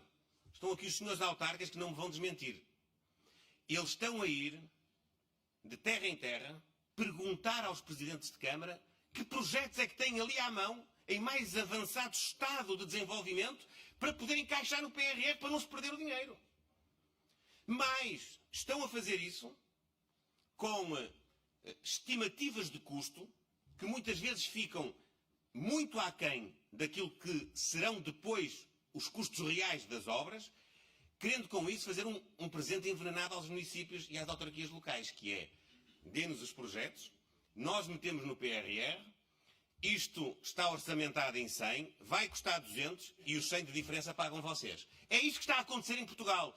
O governo português está a enganar os municípios portugueses, está a enganar o espírito do programa de recuperação e resiliência, está a aproveitar para fazer campanha política e está a aproveitar para onerar ainda mais aquilo que são já as dificuldades financeiras que as autarquias locais têm para promover o seu trabalho normal. E isto, minhas amigas e meus amigos, isto tem de ser efetivamente denunciado, tem de ser conhecido e tem de ser debatido. E o Governo tem de mudar. O Governo tem mesmo de mudar de políticas. Porque se não mudar de políticas, os portugueses só têm uma opção, que é mudar de Governo. Se o Governo não mudar de políticas, de facto, nós vamos ter que mudar de Governo. Nós, quando iniciámos as nossas funções, tínhamos e queremos continuar a ter a perspectiva de que numa democracia madura, onde um Governo dispõe de maioria absoluta no Parlamento, o mandato é para se cumprir. E, portanto, a nossa expectativa é que nós vamos ter eleições europeias no próximo ano, que vamos tentar, em Portugal, contribuir para o reforço da posição do PPE. Temos eleições regionais na Madeira já este ano, vamos ter nos Açores no próximo ano. Há eleições variadas aí pela Europa fora, como, aliás, ainda há pouco aqui a Isabela Ayuso dizia a propósito, quer da Comunidade de Madrid, quer da Espanha, em termos de governo central. Eu quero vos dizer, o nosso calendário é setembro, outubro de 2026. Se esse calendário for de alguma maneira alterado, sabem, desde já, que só há uma responsabilidade. A responsabilidade é o governo socialista, que não foi capaz de merecer aquela que foi a confiança maioritária que recebeu do povo português, vai fazer na próxima segunda-feira, precisamente, um ano. E quero terminar dizendo-vos o seguinte. Há algumas marcas que nós, em Portugal, não temos, efetivamente, razão para, enfim, nenhum tipo de satisfação, ainda a propósito do aproveitamento dos fundos europeus. E que é um desafio nacional, nosso, dos políticos, mesmo dos que estão na oposição, e das famílias, das empresas, do movimento associativo português. Nós, em Portugal, temos um impacto daquilo que é a repercussão dos fundos europeus no potencial de crescimento do nosso produto, que é inferior àquele que acontece em países que enfrentam realidades similares, como a Grécia, como a Bulgária, como a Croácia, agora já como a Roménia. Os socialistas não gostam que nós lembremos isso, mas é uma evidência,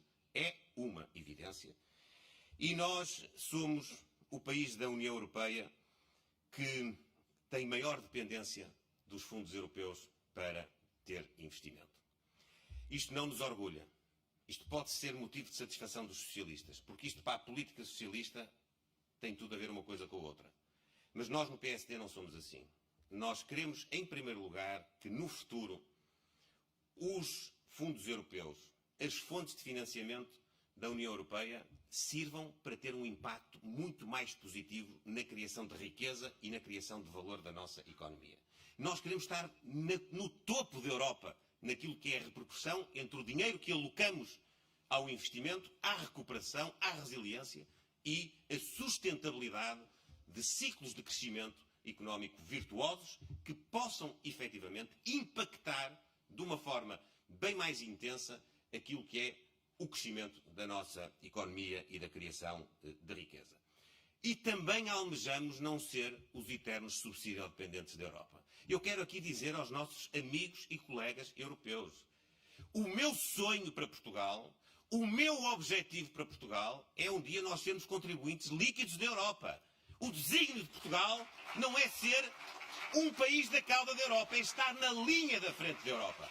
E nós estamos aqui para vos garantir, com as políticas da nossa família política, com as políticas daqueles que se preocupam com a vida das pessoas, com as políticas daqueles que se preocupam com os agentes económicos, com aqueles que criam riqueza, com aqueles que arriscam o seu capital e o seu esforço, nós estamos aqui para dizer que Portugal tem tudo para ser um país que faz tão bem ou melhor que os outros. Ou seja, para me despedir, nós queremos passar à vossa frente. É esse o nosso objetivo. Muito obrigado.